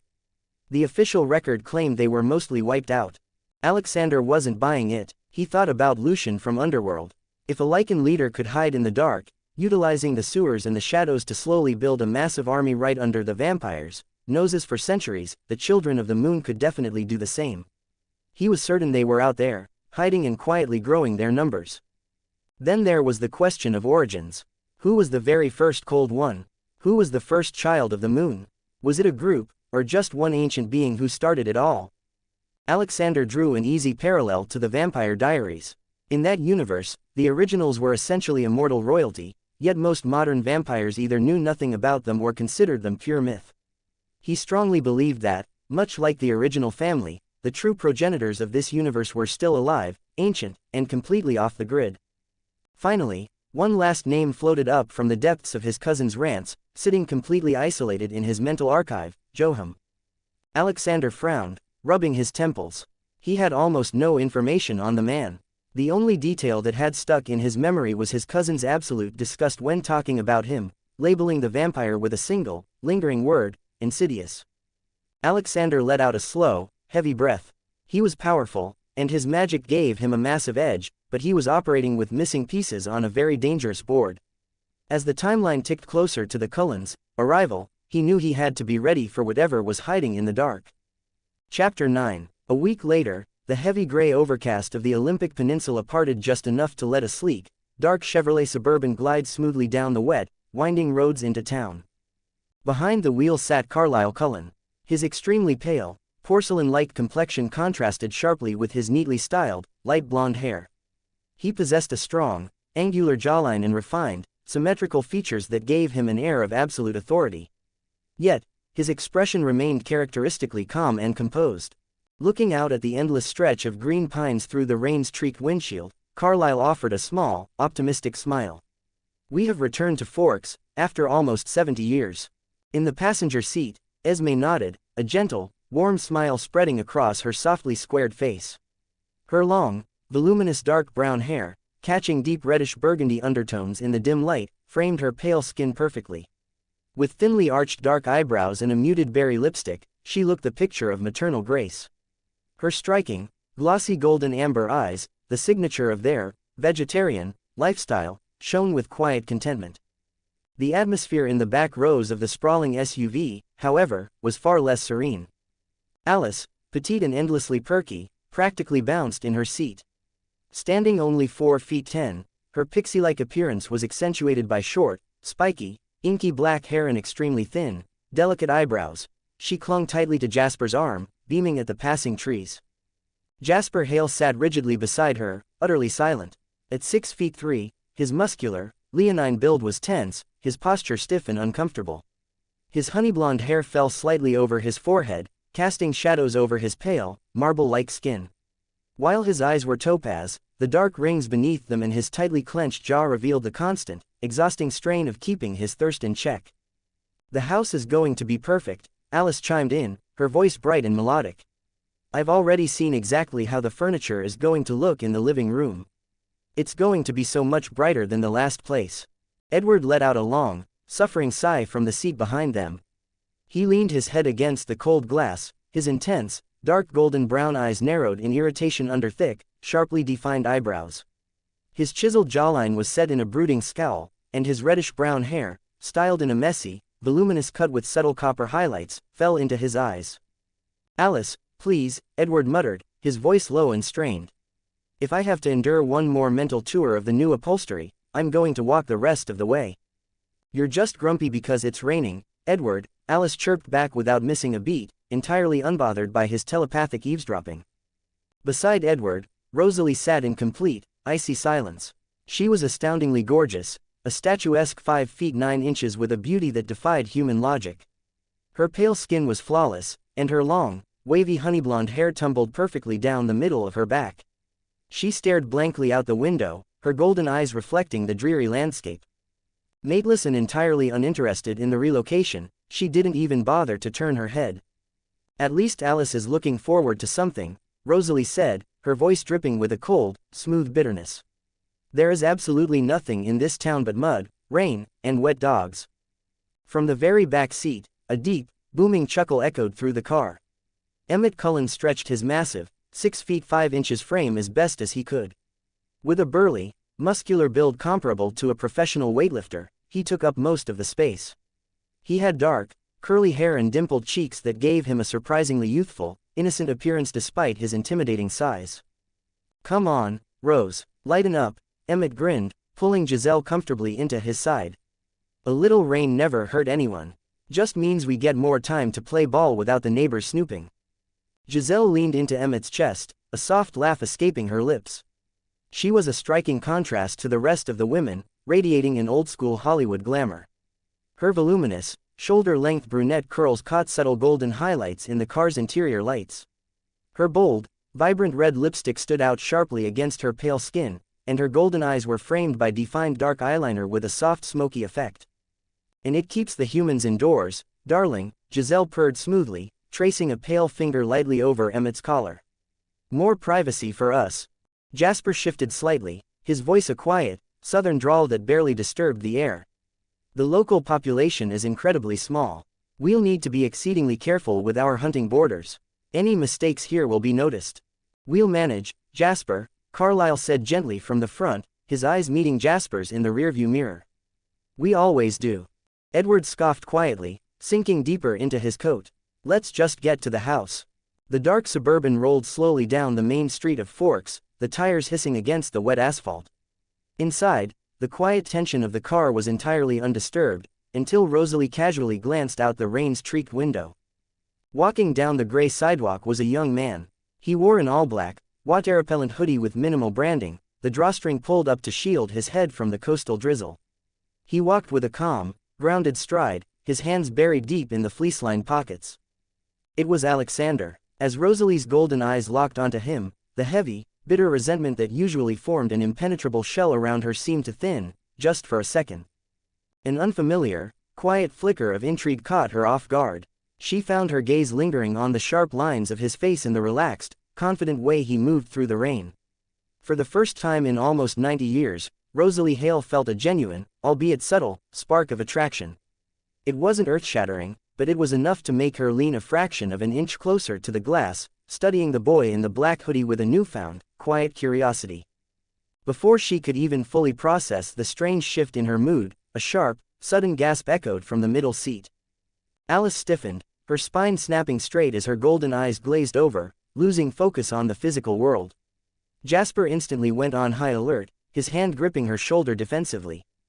Sensing the sudden shift in the car, Carlyle smoothly hit the brakes, pulling the heavy SUV over to the shoulder of the road and putting it in park.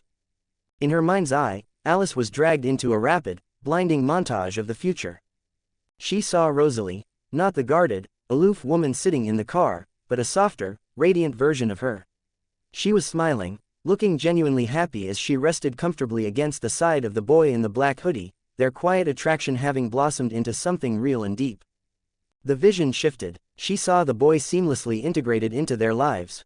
He was laughing with Emmett, quietly talking with Jasper, and completely at ease around Carlisle and Esme. Then, the visions broke every rule of their existence. Alice saw her family stepping out of the house and straight into bright, blinding sunlight. But they didn't sparkle. Their skin didn't shatter the light like diamonds, it absorbed it, completely normal and matte. The scene shifted again to the Cullen dining room.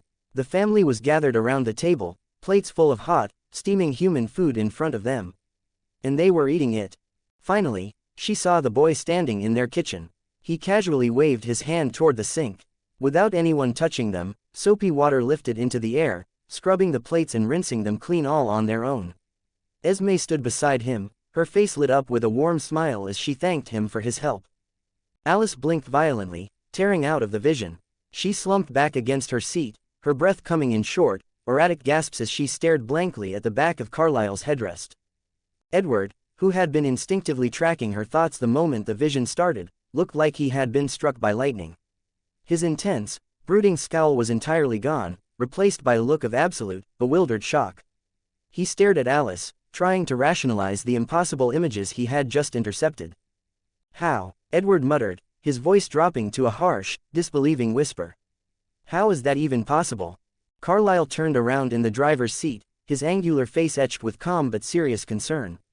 He looked between Edward's stunned expression and Alice's wide, racing eyes.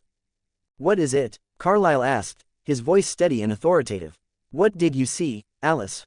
Chapter 10. Alice didn't answer immediately. Her golden eyes were still wide, processing the final, lingering fragments of the vision that continued to play out in her mind. It wasn't just the impossible sunlight or the scene that left her speechless. It was a feeling. She saw herself walking through a crowded, high-end shopping district, practically skipping with excitement. The boy in the black hoodie was walking right beside her, effortlessly carrying a ridiculous mountain of her shopping bags. He wasn't just tolerating her endless energy or humoring her fashion obsession, he was actually enjoying it. In the vision, he laughed at something she said, casually threw an arm around her shoulder, and playfully ruffled her spiky hair. He treated her with the effortless, warm affection of a best friend and a protective older brother. For Alice, who was so used to her family merely enduring her extravagant shopping sprees, that genuine, sibling-like bond felt like a shock to her system. A bright, happy smile slowly broke across her face. "Alice," Carlisle prompted gently, his brow furrowing as he looked at her in the rearview mirror. He turned to his son. "Edward, explain." Edward ran a pale hand through his messy, reddish-brown hair, his brooding features entirely unspooled by sheer disbelief. "Carlisle, she saw a boy," Edward breathed out, struggling to articulate the impossible concepts he had just ripped from his sister's mind. "She saw him integrating with us. And, she saw us walking in direct sunlight, completely normal. No sparkling." Esme turned around in her passenger seat, her warm face etched with sudden, intense confusion. "Walking in the sun, Edward, what are you talking about?" "She saw us eating human food, Esme," Edward continued, his voice dropping to a stunned, harsh whisper. "And the boy, he has powers." He waved his hand, and the dishes washed themselves in the air. "It defies everything we know." Jasper tightened his grip on Alice's shoulder, his body going completely rigid. His empathic senses were being absolutely battered by the sudden, massive spike of emotions flooding the small space of the car. He felt pure shock from Edward, deep confusion and concern from Carlisle and Esme, a radiant, buzzing hope from Alice. But the strongest, most overwhelming emotion was radiating from the seat directly behind him. Rosalie hadn't heard a single word Edward said. She was completely oblivious to the telepathic revelations and the chaos erupting inside the Suburban. Her face was still pressed close to the cold, rain-streaked glass, her golden eyes desperately tracking the boy in the black waterproof hoodie until he turned a corner and disappeared behind a row of pine trees. "My mate," Rosalie whispered. The single, breathy word hung in the quiet of the car. It wasn't spoken with her usual cold arrogance or bitter edge. It carried a fragile, desperate, and entirely possessive weight that none of her family had ever heard from her before. The single, breathy word hung in the quiet of the car. The entire Cullen family froze, turning to stare at the blonde vampire in absolute shock. Rosalie Hale, who had spent nearly 70 years carrying a shield of cold, bitter indifference, had just claimed a random boy walking in the rain. Before anyone could even begin to question Rosalie, Alice suddenly clapped her hands together. The heavy, confused tension in the car shattered as she practically bounced in her seat, a massive, beaming smile breaking across her face. "And he was carrying my bags, Carlyle," Alice chirped, her voice light and melodic, completely ignoring the fact that Edward was still having a minor existential crisis beside her. Carlyle blinked, looking at Alice in the rearview mirror. "Bags? Shopping bags," Alice clarified excitedly, twisting around to look at the rest of her family. "We were walking through this high-end district, and he was carrying this huge mountain of them for me. And the best part, he wasn't just dragging his feet or complaining like Edward and Jasper do. He was actually having fun. We were laughing, and he playfully ruffled my hair. He treated me perfectly, like a best friend, like I was his little sister." From the very back seat, Emmett let out a booming, echoing laugh that shook the Suburban. "Hold on, you're telling me you saw a guy who actually enjoys going on a shopping spree with you?" "Edward's right, that definitely has to be magic." Giselle giggled softly, leaning against Emmett's massive shoulder. "Sounds like he has wonderful taste, Alice." Jasper looked down at his mate, his stiff posture relaxing just a fraction. As an empath, he was being hit by a tidal wave of emotions, but the sheer, radiant joy and pure affection pouring off Alice right now was overwhelming. It was the happiest he had felt her in a long time. Edward, however, pinched the bridge of his nose, squeezing his eyes shut. "Alice, please focus. You are completely glossing over the fact that he was bending the literal laws of nature. He made the sun harmless to us and allowed to eat human food. He made dishes wash themselves with a wave of his hand." Edward, then looking at Rosalie, added, "Also, he is Rosalie, mate." Carlyle looked back to the empty street corner where the boy in the black hoodie had disappeared. His refined features were set in deep, serious thought. "A boy who is Rosalie's mate. He can make us immune to the sun and allow us to eat human food. And you're certain it was him in the vision, Alice?" "I'm positive," Alice nodded firmly, her golden eyes sparkling with excitement. "He's going to be very important to us, Carlyle. To all of us." Rosalie slowly pulled her hands away from the cold glass. She finally turned to face her family, her usually sharp and defensive posture completely gone. Her golden eyes were wide, tracing the lingering image of the boy in her mind. "We need to find out who he is," Rosalie said, her voice surprisingly soft, but carrying an edge of absolute, stubborn determination. "Right now." Chapter 11. Alexander kept his hands stuffed deep in his hoodie pockets, walking briskly through the steady coastal drizzle. Suddenly, the distinct, prickling weight of eyes on his back made him pause. He stopped dead on the wet pavement and glanced over his shoulder. The street was mostly empty, save for a dark Suburban parked on the shoulder a block away. Seeing nothing out of the ordinary, he gave a dismissive shrug, turned back around, and continued his walk home. Inside the Suburban, Carlyle watched the boy retreat.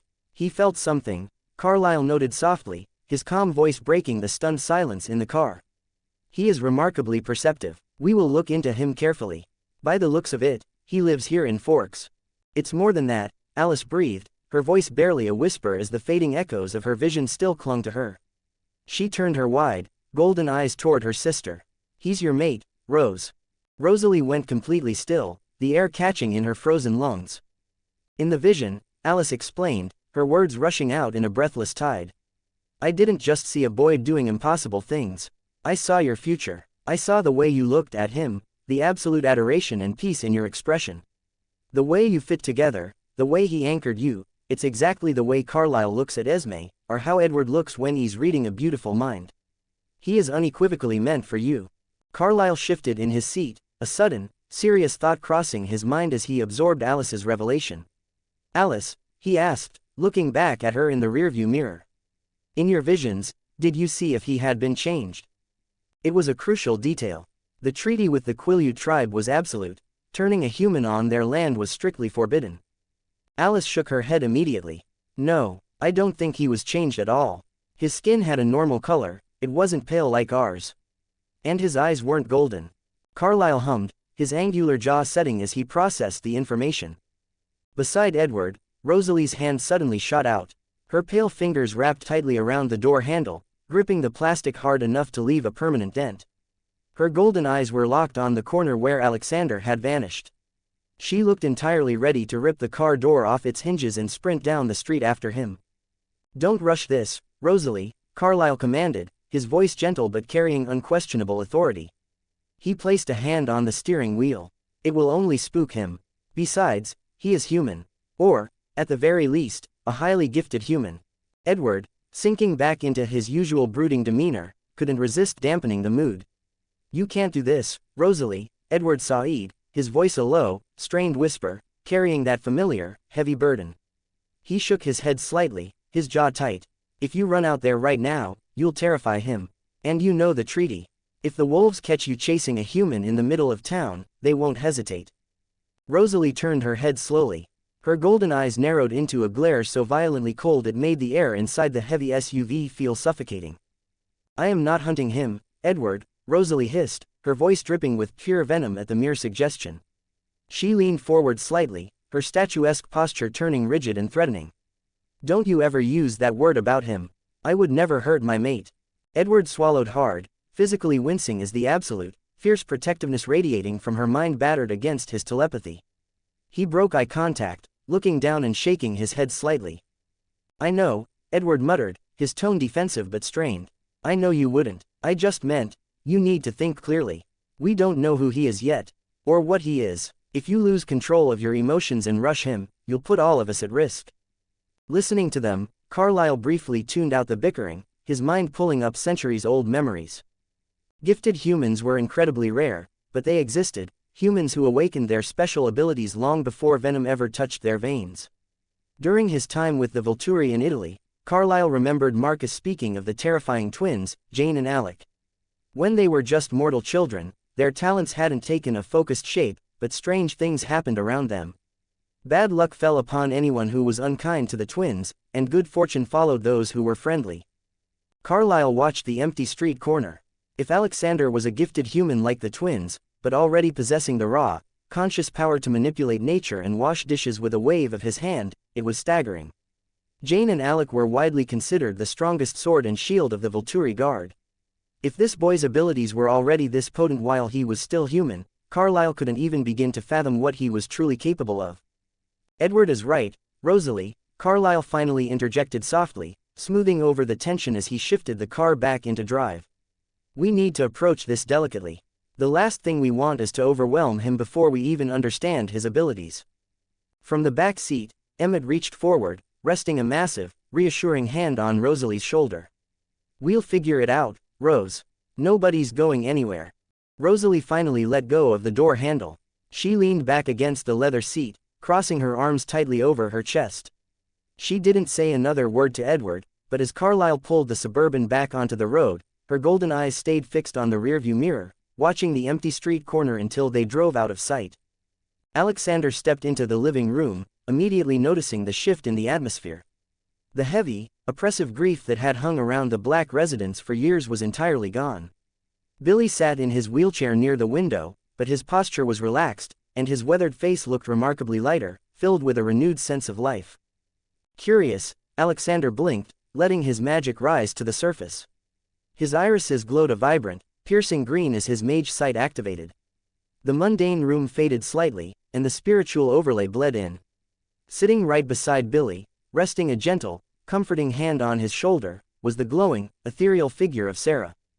Alexander let the magic fade, his eyes instantly returning to their normal color. He walked further into the room, offering a small, knowing smile. "It seems everything is good." Billy looked up, a genuine, warm smile spreading across his face. "Thanks to you, everything is better." Alexander reached into his jacket pocket and pulled out a small, glass vial filled with a thick, blood-red liquid. He stepped forward and placed it quietly on the small table next to Billy. "This is for your legs," Alexander said, his tone turning practical and grounded. "Drink it, and the damage will completely heal. But you'll need to be smart about it. You should probably act like you're going out of town for some intensive physical therapy or experimental treatments for a while. If you just stand up and start walking through La Push tomorrow, people are going to get very suspicious." Billy picked up the vial, studying the dark red liquid for a moment before tucking it safely into his shirt pocket. He gave a firm nod. "Understood. I'll make the arrangements with the girls."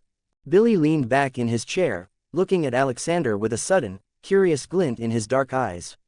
He crossed his arms over his chest.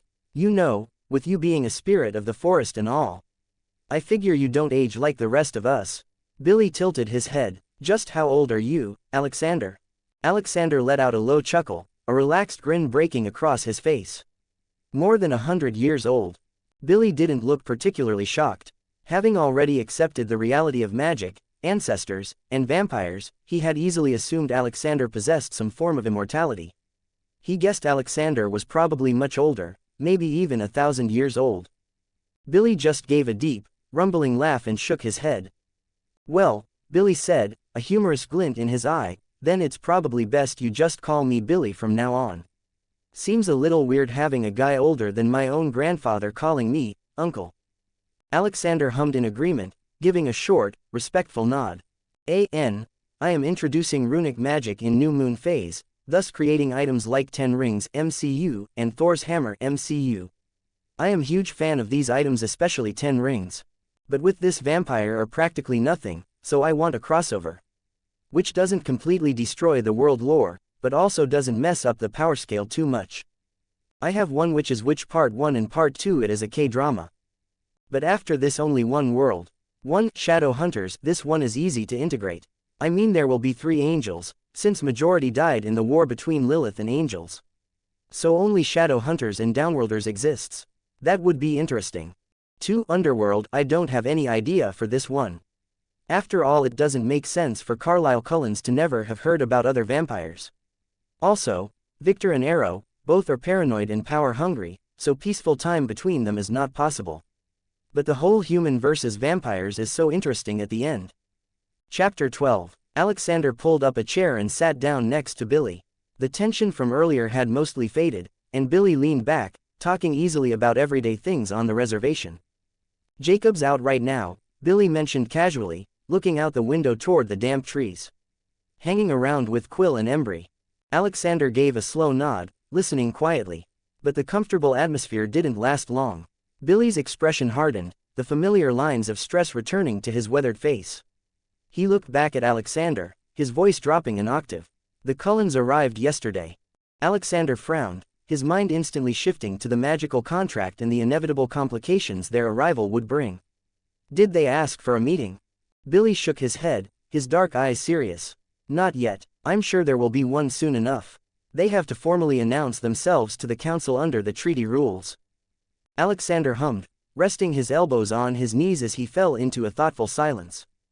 They're settling right back into their old routine, Billy added, a harsh edge of disdain creeping into his gruff voice. From what I heard around town, 4 of the Cullen kids are joining Forks High School as juniors, and 2 are going in as sophomores. And Carlisle Cullen, he's joining the staff down at Forks Community Hospital. Billy let out a heavy, frustrated sigh. He gripped the armrest of his wheelchair, his protective instincts clearly flaring up. I've been planning to put the word out to the council, Billy muttered, shaking his head. Have the whole tribe stop going to that hospital entirely. I don't want our people anywhere near him when they're vulnerable. Alexander shook his head, his expression serious. That won't work, Billy. It will only cause doubts. Billy frowned, clearly unhappy with the pushback, but he stayed quiet and let Alexander finish. Think about how it looks from the outside, Alexander explained, leaning forward slightly. The Cullens' appearances and behaviors are already going to draw enough suspicion from the locals.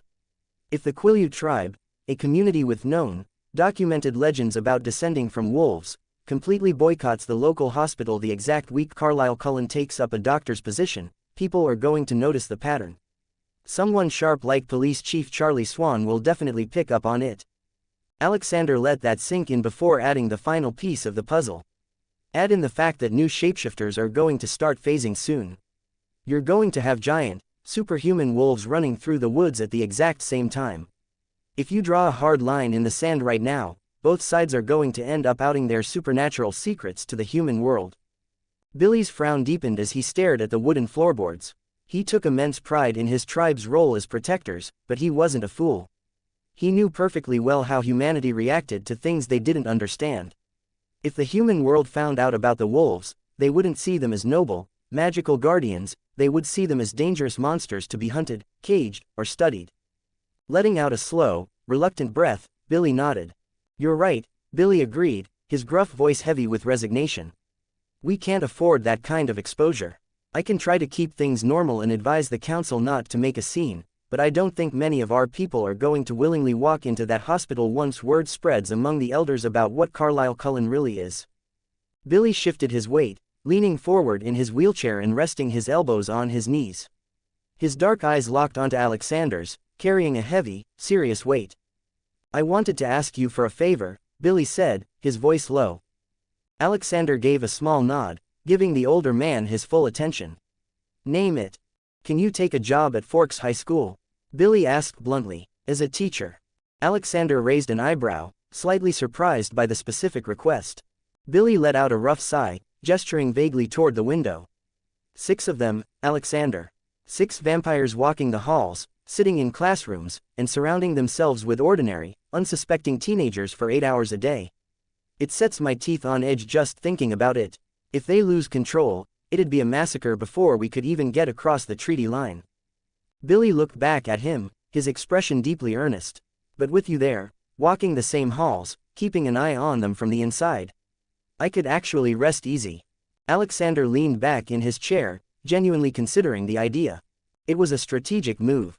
He already knew the Cullens. Arrival was going to pull him into the center of the supernatural politics in the area. Being inside the school would give him a front row seat to monitor their behavior, assess their threat level, and ensure the treaty remained unbroken. As for the logistics, faking the necessary credentials and subtly using magic to secure a teaching position by the time the semester started would be effortless for him. Plus, he couldn't deny his own curiosity. That strange, sharp pull he had felt on the street earlier was still lingering in the back of his mind. Alexander nodded slowly, a calm, confident look settling over his features. All right, Alexander agreed. I'll handle the paperwork and get a position before the term starts. I'll keep an eye on them, Billy. You don't have to worry. Chapter 13. Alexander had already taken care of the logistics. The morning after his conversation with Billy, he had seamlessly forged the necessary credentials and sent his resume to Forks High School for an open history teacher position. With a subtle nudge of magic woven into the application email, he knew the job was practically guaranteed. Stepping out into the cool, overcast morning, Alexander sighed. Things were definitely about to get more interesting. He walked around the back of his property to the large, temperature-controlled shed where he kept a collection of vehicles. Bypassing the cars, he walked straight to his motorcycle, a pristine 2002 Suzuki Gixxer 1000. It was a machine built for speed, boasting a classic Suzuki, blue and white, livery with sleek silver accents. The full-fairing aerodynamic bodywork was defined by aggressive, sharp lines, featuring a massive Suzuki logo stretched across the side fairing and the signature RGSX graphics. Alexander ran a hand over the V-shaped front headlight assembly, checking the high-mounted rearview mirrors. The bike sat aggressively on 5-spoke white wheels, the distinctive gold-colored front fork tubes gleaming in the dim light of the shed, contrasting with the large, swept-back silver canister exhaust positioned on the right side. Alexander swung his leg over the seat. He pulled on a sleek black helmet, slotted the key into the ignition, and gave it a twist. The engine roared to life with a deep, aggressive growl. He revved the throttle once, the heavy sound echoing off the shed walls, before kicking up the stand and tearing out of the driveway toward the high school. The parking lot at Forks High School was usually a bleak collection of rusty pickup trucks, sensible sedans, and hand-me-down minivans. So, when the roar of a high-performance sport bike cut through the damp morning air, it immediately drew a crowd's attention. Standing near a faded yellow station wagon was a tight-knit group of juniors. Tyler Crowley paused mid-sentence, his dark eyes widening. He had light to medium brown skin, full lips, and dark hair styled in short, tight curls close to his head. He wore a light gray zip-up hooded sweatshirt over a dark t-shirt, a thin black cord necklace resting against his collarbone. "Check out that bike, bro," Tyler said, nudging the boy next to him. Mike Newton turned around, a slight, expressive smirk on his fair face. His light brown hair was styled in its usual messy, textured spikes. His blue eyes tracked the sleek blue and white Suzuki as it pulled into a parking spot. He tugged at the collar of his black and white patterned flannel shirt, which hung open over a dark undershirt. "It looks awesome," Mike agreed, squinting through the coastal drizzle. "But who is it? I don't think I've seen him in school before." Standing slightly behind them, Angela Weber pushed her signature oval-shaped, light-colored wire-arm glasses up her nose. At an impressive 6'1", she easily saw over the boys' heads. She had a soft, approachable face with expressive, gentle brown eyes, and her long dark brown hair was pulled back into a low ponytail with sweeping bangs framing her face. She looked comfortable and modest in a dark turtleneck layered under a purple, textured zip-up sweater. "It's the new guy," Angela spoke up softly, her voice carrying a quiet authority. "Well, he arrived in Forks 2 years ago. I heard he is rich and seems to have connections with the Quileute Reserve.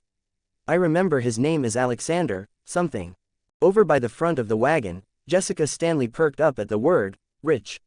She smoothed down her brown, textured utility jacket, ensuring the white lace-trimmed top underneath looked perfect. A delicate silver necklace with a small round pendant rested against her collarbone, and a dark, thin headband pushed her wavy brunette hair away from her fair, blue-eyed face. As Alexander kicked the stand down and pulled his helmet off, shaking out his dark hair, Jessica's thin eyebrows arched upwards. She let out a very audible, appreciative breath, a classic Jessica smirk forming on her lips. "And he is hot," Jessica declared bluntly, not bothering to lower her voice. Mike's smirk instantly vanished, his posture stiffened, suddenly looking incredibly insecure as he glanced between Jessica and the older, intimidatingly confident guy getting off the motorcycle. "Is he joining us?" Mike muttered, his tone dropping into a defensive, jealous grumble. Next to Angela, Eric Yorkie shook his head.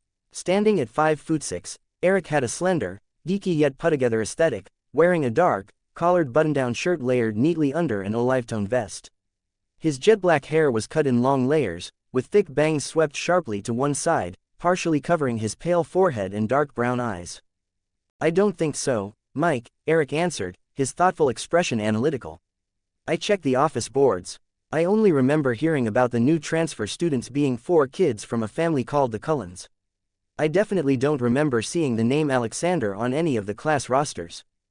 Alexander walked past the group of students toward the main building. Ever since the Cullens arrived, his telepathic and empathic abilities were on full alert. Because of this, the teenager's emotions and thoughts flooded his mind instantly. Mike Newton radiated immediate jealousy over the attention Alexander was getting. Next to him, Jessica Stanley's thoughts were loud and filled with lust. She was already thinking about how to date and hook up with the new guy. Tyler Crowley was relaxed and just thought it would be cool to befriend him. Angela Weber felt a sudden, shy crush form, while Eric Yorkie simply wanted to introduce himself and be friends. Alexander was perfectly fine with Angela, Tyler, and Eric. However, he immediately put his guard up regarding Mike and Jessica. He knew their underlying personality issues. Mike was prone to intense jealousy, destined to become obsessed with Bella Swan while harboring deep envy toward the Cullens for their looks and wealth. Jessica was similarly driven by jealousy. She would act like a fake friend to Bella, hiding bad thoughts behind a smile, even if she naturally mellowed out into an actual friend years later. Ignoring the teenagers, Alexander pulled open the heavy double doors and walked directly into the main office. He walked up to the wooden reception desk.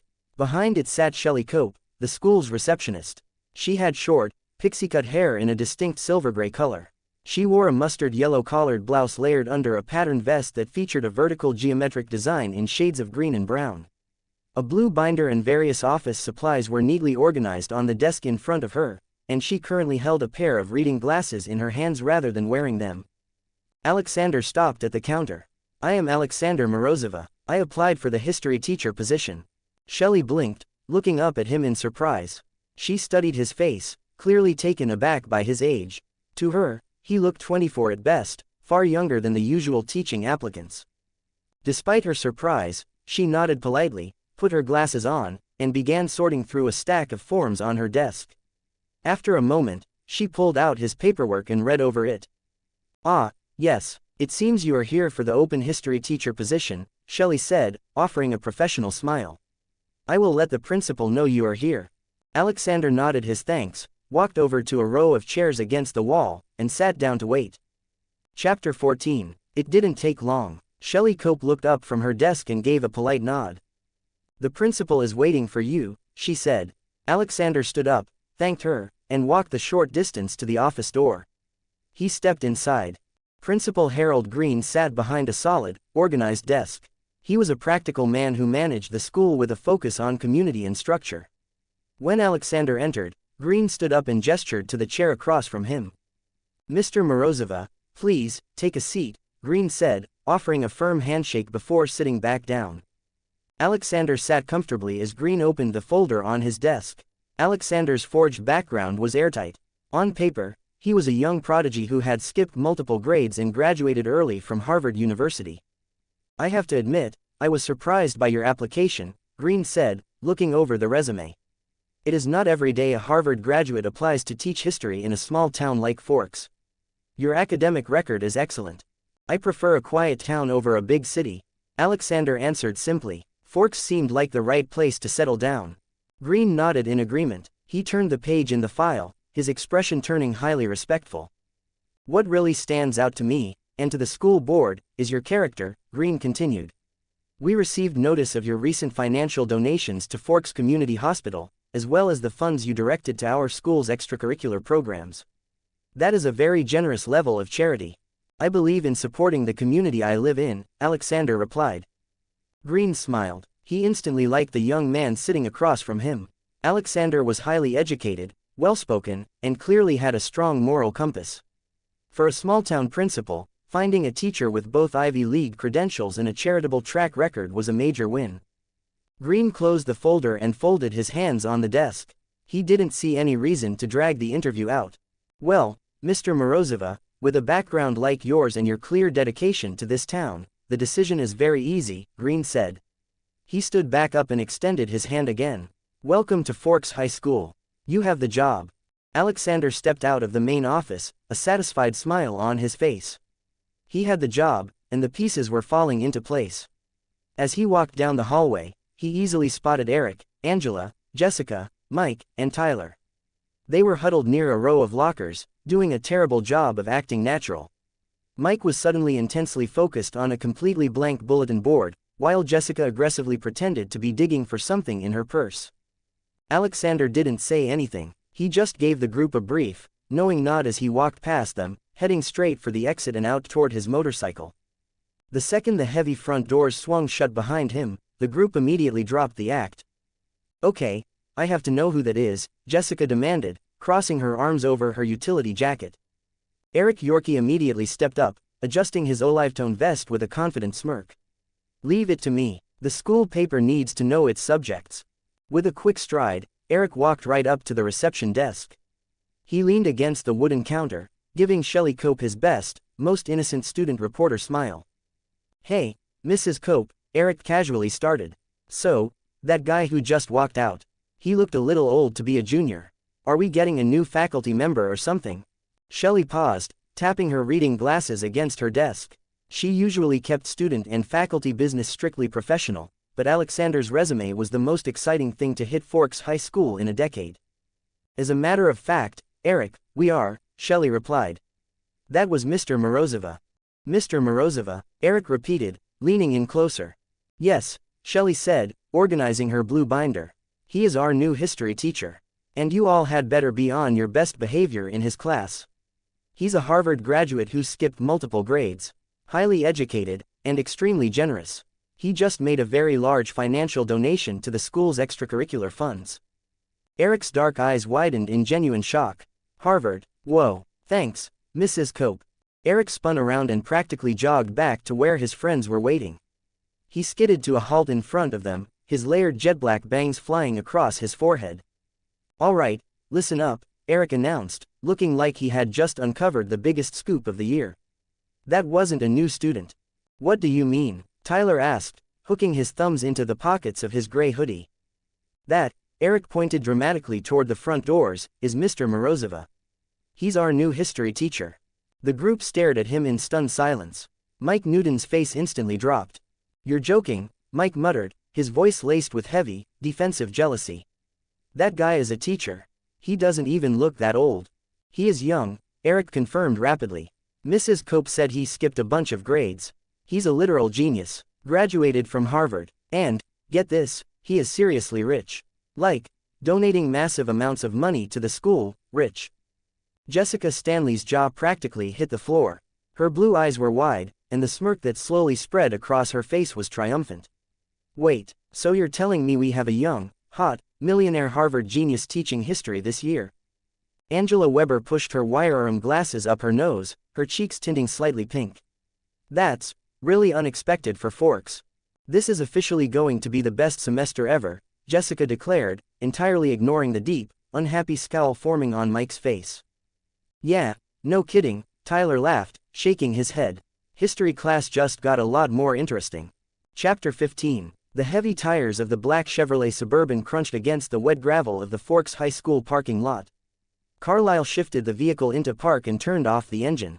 With Esme, Emmett, and Giselle having gone deep into the woods to hunt, only 5 of them remained in the car.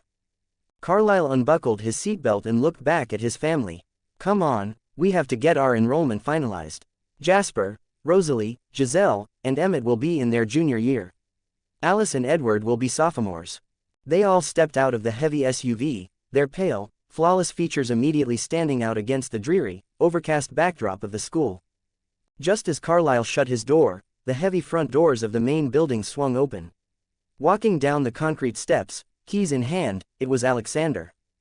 Rosalie froze. Her hand stopped midway to shutting her door, her golden eyes landing on the boy in the white shirt and jeans. She stood there, caught off guard by a sudden, sharp spike of genuine interest. For the first time since she was human, she felt a real, undeniable pull of physical attraction. Her breath hitched slightly, surprised by just how quickly and completely he had caught her attention. Beside her, Jasper felt the massive, suffocating spike of her emotions. He gently bumped his shoulder against hers, sending a small, focused wave of calm to break her out of her trance. Rosalie blinked, her posture stiffening as she forced herself to look away, though her undead heart felt like it was straining against her ribs. Alice, on the other hand, made no effort to hide her reaction. She practically vibrated on her tiptoes, a massive, radiant smile breaking across her pixie-like face as she stared at the boy. Halfway across the parking lot, Alexander stopped. His empathic and telepathic senses, already heightened, were suddenly flooded by a massive wave of intense emotions, curiosity, shock, radiant excitement, and an incredibly heavy, breathless focus. He turned his head and saw them. The Cullens. They were undeniably striking, standing by their dark SUV like marble statues. But as Alexander scanned the group, his green eyes landed on the tall, statuesque blonde. The sensation hit Alexander entirely out of nowhere. It wasn't a thought or a logical deduction, it was a sudden, profound spike in his chest. A strange, undeniable attraction gripped him the exact second their eyes met. He had never felt anything remotely like it before. It was disorienting, raw, and undeniably real. Alexander blinked hard, forcefully shaking the daze from his head. He ruthlessly clamped down on his occlumency, forcing his expression into a calm, unreadable mask as he continued toward his Suzuki. Seeing the perfect opportunity, Carlisle smoothly closed the distance. He walked with an effortless, fluid grace, offering a warm, perfectly polite smile. "Excuse me," Carlisle called out gently, stopping a polite distance away. "I apologize for the interruption. We are new to town and just arriving to finalize some enrollment paperwork. Could you point us toward the principal's office?" Alexander paused by his bike, leaning casually against the leather seat. "Just through those main doors," he answered, his tone relaxed and even. "Take a left past the reception desk. You can't miss it." Before Carlisle could thank him, Alice suddenly popped up right beside Carlisle's elbow, beaming up at Alexander. "Thank you, I'm Alice. We just moved here. It's so nice to meet you." Alexander couldn't help but let out a short, genuine chuckle. Her bright, bouncing energy was a stark contrast to the gloomy weather, and he found her entirely amusing. "Alexander Morozov," he replied, giving her a small nod. "Welcome to Forks." Right at that moment, Alexander felt a sharp, invasive pressure pressing against the edges of his mind. It was a telepathic probe, slippery and fast, trying to pry into his surface thoughts. Alexander didn't even flinch. His mind was a fortress, heavily guarded by advanced occlumency. The telepathic probe hit the absolute, impenetrable brick wall of his mental shields and bounced off harmlessly into the void. Standing a few feet away, Edward's jaw tightened. A deep, frustrated frown creased his pale forehead. He stared at Alexander, completely unnerved by the absolute silence he was getting from the boy's mind. He didn't say a word, but his dark golden eyes were filled with deep suspicion. While Edward was frustrated, Jasper was experiencing the exact opposite. Normally, standing in a high school parking lot was a nightmare for Jasper. The chaotic, buzzing emotions of the human teenagers and the ever-present burn in his throat kept him constantly on edge. But as he stood near Alexander, that chaotic noise just vanished. A deep, unnatural sense of peace and absolute calm radiated from the boy, washing over Jasper like cool water. His tense, leonine posture completely relaxed. The rest of the Cullens subconsciously felt the soothing aura as well, the tension bleeding out of their shoulders. But their minds were far too fixated on studying the boy who had so profoundly captivated Rosalie to actively realize exactly why they suddenly felt so at peace. Carlyle offered a polite, diplomatic smile, gesturing gracefully to the rest of the teenagers standing near the SUV.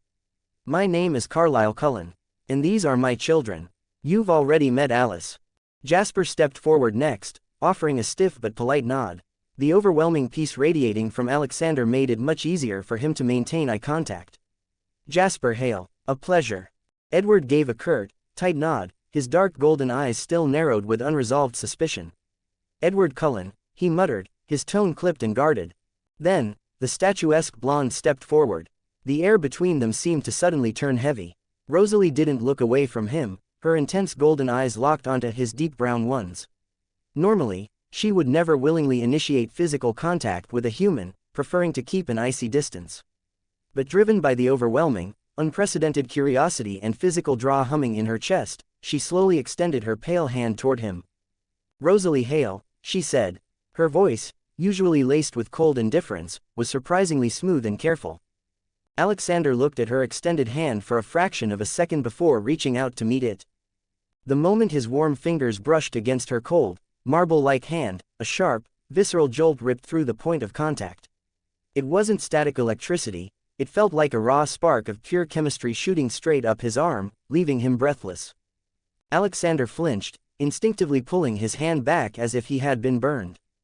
Rosalie's fingers curled slightly into the empty air where his hand had just been, her golden eyes widening in shock at the sudden, powerful spark between them. She took a tiny half-step forward, completely captivated by the sensation. Alexander took a deliberate step back, his occlumency working in overdrive to keep his face completely neutral while his mind descended into absolute chaos. What the hell was that? Alexander thought, his heart hammering against his ribs. He had never experienced such a blinding, instantaneous pull to anyone in his life. But that made absolutely no sense. He rapidly sifted through the fragments of lore he had retained from his cousin's obsessive rants. "She can't be interested in me," Alexander's mind raced, his brow furrowing in deep confusion as he looked at the incredibly beautiful vampire standing in front of him. "That's impossible. Emmett is hers. They are supposed to be together." Unaware of the massive butterfly effect he had walked into, or the existence of Giselle, Alexander struggled to rationalize the broken timeline. He quickly shoved his hands deep into his hoodie pockets, giving the group a sharp, polite nod to abruptly end the interaction. "Right, well, the office is just inside," Alexander said, his voice a little tighter than before. "Good luck with your enrollment." Without waiting for a response, he turned on his heel, swung his leg over his Suzuki, and fired up the engine, desperate to put some distance between himself and the blonde vampire who had just completely shattered his understanding of the universe. Chapter 16. The heavy roar of the Suzuki's engine echoed through the damp air, fading into the distance. In the parking lot, the 5 vampires stood in silence. Rosalie remained perfectly still, her golden eyes fixed on the empty road. She slowly brought her pale hand up, her fingers still slightly curled from where they had touched his.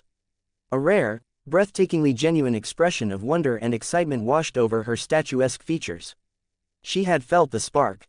He was real. Jasper shifted, breaking the heavy silence. His brow was furrowed, but his usually tense, rigid posture was completely relaxed. "Did anyone else notice that?" Jasper asked, his quiet, southern drawl carrying easily to his family. In his presence, everyone suddenly felt completely calm. The anxiety just vanished. Carlyle looked toward the road, his refined features thoughtful as he processed the encounter. "I felt it too, Jasper. It was an incredibly peaceful aura." "It was more than just peace," Alice chimed in, looking down at her hands in absolute awe. "I felt like my thirst wasn't even an issue. The burn in my throat just faded away when he was standing there." Edward's jaw clenched tightly. The complete, impenetrable silence of Alexander's mind, combined with this unnatural, mood-altering aura, had him entirely on edge. He stared at the empty space where the motorcycle had been. "What is he?" Edward demanded, his voice low, harsh, and laced with heavy suspicion. The peaceful atmosphere shattered instantly. Rosalie whipped around, her wonder vanishing into a look of pure, violent fury. She stepped directly into Edward's space, her posture rigid and her hands balled into fists. She looked entirely ready to tear her adopted brother apart right there on the wet asphalt for daring to imply her mate was some kind of monster. Carlyle immediately stepped between them, placing a firm, placating hand on Edward's shoulder. "Edward, mind your words," Carlyle commanded, his voice gentle but carrying an absolute, fatherly authority. "Do not speak of him with such suspicion. Alexander is Rosalie's mate." Rosalie didn't step back, she kept her golden eyes locked onto Edward, her glare violently cold. "Whatever he is, Edward," she snarked, her voice dripping with defensive venom, "he definitely isn't a bloodsucker like us." The words landed like a physical blow. Edward physically flinched, breaking eye contact as his brooding features fell into a grim, self-loathing silence. Rosalie had weaponized his deepest insecurity, and he knew she was entirely right. He viewed his own existence as a damned, monstrous curse, compared to him, Alexander, who could walk in the sun and soothe a room just by standing in it, was undoubtedly something far better. Carlyle sighed softly, smoothing over the tension. "Let us go inside. We have paperwork to finish." Forks High School main office. The Cullen family walked gracefully into the main office, their striking appearances instantly shrinking the room. Carlyle approached the wooden desk with his usual effortless charm, handing the enrollment files over to Shelley Cope. Shelley adjusted her reading glasses, trying very hard not to stare at the incredibly beautiful family standing in front of her. "Everything seems to be in order, Dr. Cullen. The schedules are all printed here." "Thank you, Mrs. Cope. We appreciate your help," Carlyle smiled warmly. As she gathered the papers, Carlyle adopted a tone of mild, polite curiosity. "By the way, we ran into a young man on our way in. Alexander, I believe he said his name was. He pointed us in the right direction. Is he a senior here?" Shelley looked up, a knowing, slightly amused smile crossing her face. "Oh, no, that was Mr. Morozova," Shelley corrected, organizing her blue binder. "He isn't a student, Dr. Cullen. He is our newest faculty member. He'll be teaching history this semester." Behind Carlyle, Jasper blinked, his stoic expression breaking for just a fraction of a second. "He is a teacher," Jasper muttered quietly to the others, his southern drawl thick with surprise. "He certainly is," Shelley continued, overhearing the quiet comment. "And quite a remarkable one. He graduated from Harvard and skipped multiple grades to get there. We are very lucky to have him." Alice practically bounced on her heels, leaning closer to Rosalie with a massive, radiant grin. "A teacher," Alice whispered excitedly, her golden eyes sparkling. "And a genius one at that." Rosalie stood perfectly still, clutching her printed schedule in her hands. She stared blankly at the receptionist's desk, her mind racing. Her mate wasn't just a human boy walking through the rain. He was a prodigy, he was powerful, and starting Monday, he was going to be walking these very halls with them. The heavy, aggressive growl of the Suzuki's exhaust echoed off the dense wall of towering pine trees as Alexander navigated the winding, rain-slicked roads leading out of Forks. The damp coastal wind whipped past his dark helmet, but he barely felt the chill. His mind was still turning over the sheer impossibility of the encounter in the high school parking lot. He had spent decades keeping a carefully calculated distance from the messy tangles of fate. But the exact moment Rosalie Hale's cold, marble-like fingers had touched his, all of his meticulously laid plans had been thrown entirely out the window. The violent, undeniable spark of a soulmate bond was still tingling faintly at the tips of his fingers. Needing an outlet for the sudden, restless energy humming in his chest, Alexander squeezed the left lever, clicked the shifter down into first gear, and rolled hard onto the throttle as he smoothly let the clutch out. The 988cc engine howled in response. The sleek blue and white sportbike surged forward like a bullet, tearing down the empty stretch of highway. The towering evergreens blurred into a solid wall of dark green as he pushed the bike faster, clicking his boot up to catch second, then third, leaning effortlessly into the sharp, sweeping curves of the Pacific Northwest terrain with a supernatural grace. Soon, the familiar, sharp scent of salt and ocean spray cut through the smell of damp pine, signaling he had crossed the invisible boundary line onto the Quileute Reservation. He eased off the throttle, the engine decelerating into a low, rumbling purr as he navigated the narrower, residential roads of La Push. He pulled up to the familiar, small house near the edge of the woods. The front porch light was already on, cutting a warm yellow glow through the gloomy afternoon mist. Alexander kicked the stand down, killed the engine, and pulled his helmet off, shaking the dampness from his dark hair. Leaving the helmet resting on the handlebars, he walked up the short wooden ramp to the front door. Before he even had to knock, the handle turned, and the door opened. Chapter 17. Billy pulled the door open and wheeled himself back to let Alexander inside. He had a satisfied look on his face. Once the door was shut, Billy lifted his right leg a few inches off the footrest, held it there for a second, and set it back down. "It's working," Billy said, patting his thigh. "But I'll stay in the chair for now. Until the timing makes sense." "Smart," Alexander agreed. Billy rolled toward the living room, getting straight to the point. "I decided to call the Cullens in for a meeting. We need to discuss the treaty and the magical contract. You don't have any issues with revealing your identity to them, right?" Alexander sighed and shook his head. "I don't have any issues. I can draw up the contract for the meeting." Billy relaxed his shoulders in relief. But Alexander stayed standing, his expression turning serious. "But there is an issue, Billy." Billy frowned, his guard instantly coming back up. "What kind of issue?" Alexander looked directly at him. "I have a feeling one of the Cullens is my soulmate." Billy stared at him, completely shocked. He sat frozen for a long moment before finally asking, "Are you sure?" Alexander frowned, thinking back to the jolt of energy in the parking lot. "About 80% sure." Billy let out a slow, heavy breath. He didn't look angry or betrayed. As a Quileute elder, he understood the absolute, undeniable nature of bonds. He knew how the shapeshifters imprinted. Alexander couldn't control who his mate was any more than a wolf could. "Don't worry," Billy said firmly. "Just because you are mated to one of the Cullens doesn't mean it's going to strain our relationship." Alexander looked at him, slightly surprised. He knew exactly how much prejudice the tribe held against the vampires, and he had never blamed them for it. Seeing the look on Alexander's face, Billy offered a small, tired smile. "I've been thinking a lot about my grandfather's words lately. What Ephraim told me about the Cullens made me realize something. Back then, they could have easily killed the entire tribe. They could have claimed this land as their own territory instead of going through all the trouble of making a treaty with us. But they chose peace." Billy tapped his fingers against his wheelchair. "Now, that doesn't mean I'll stop keeping a close eye on them. But I know they aren't mindless killers." Alexander gave a short nod of understanding. "I appreciate that. To make sure everything is clear, we can write a magical contract between us. That way, I am bound to enforce the rules without being biased toward her family, and it guarantees I protect the tribe if any issues happen in the future." Billy immediately shook his head. "No," Billy answered, "I know you will handle things fairly without a contract. It's best you don't involve binding magic in this. From what I understand, the Cold Ones only get one mate for their entire life. I assume it's a similar situation for you." Alexander nodded. "So don't put yourself in a position where a magical contract could force you to fight her," Billy said simply. "Don't lose her over this."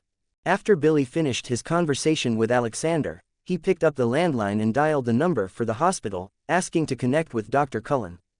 Later that evening, Carlyle pulled into the garage of the secluded Cullen residence.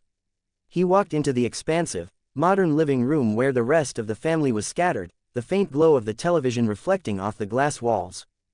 "Everyone, family meeting," Carlyle announced, his tone calm but carrying a serious weight that instantly demanded attention. In a seamless blur of supernatural speed, the television was muted, and Rosalie, Alice, Jasper, Emmett, Giselle, and Esme all sped into the large dining room, taking their places around the long mahogany table. Esme looked at her husband, her heart-shaped face creased with mild concern. "What happened, dear?" Carlyle sighed, taking his place at the head of the table. "I received a call from Billy Black. He is the current leader of the Quileute tribe. He has requested that I attend a meeting to discuss the treaty." Standing near the doorway, Edward crossed his arms. His brow furrowed as he sifted through the surface of Carlyle's thoughts. "What is there to discuss?" Edward questioned, his tone clipped and slightly defensive. "We haven't had any issues or slip UPS since we arrived here." As he said the words, Edward let his dark golden eyes dart in a subtle, pointed glance toward Jasper. It was a known, unspoken fact among the family that Jasper's struggle with his thirst had been the catalyst for their abrupt, messy departure from their last home. Jasper instantly felt the sharp, judgmental spike in Edward's emotions. A heavy wave of guilt and shame washed over the empath, his rigid, military posture slumping just a fraction. He looked down at his hands resting on the polished wood of the table, unable to meet anyone's eyes. Alice immediately shifted her chair closer to him. She wrapped both of her small hands securely around Jasper's arm, leaning her head against his shoulder to offer silent, unconditional comfort. Across the table, Rosalie's golden eyes snapped toward Edward, narrowing into a violently icy glare.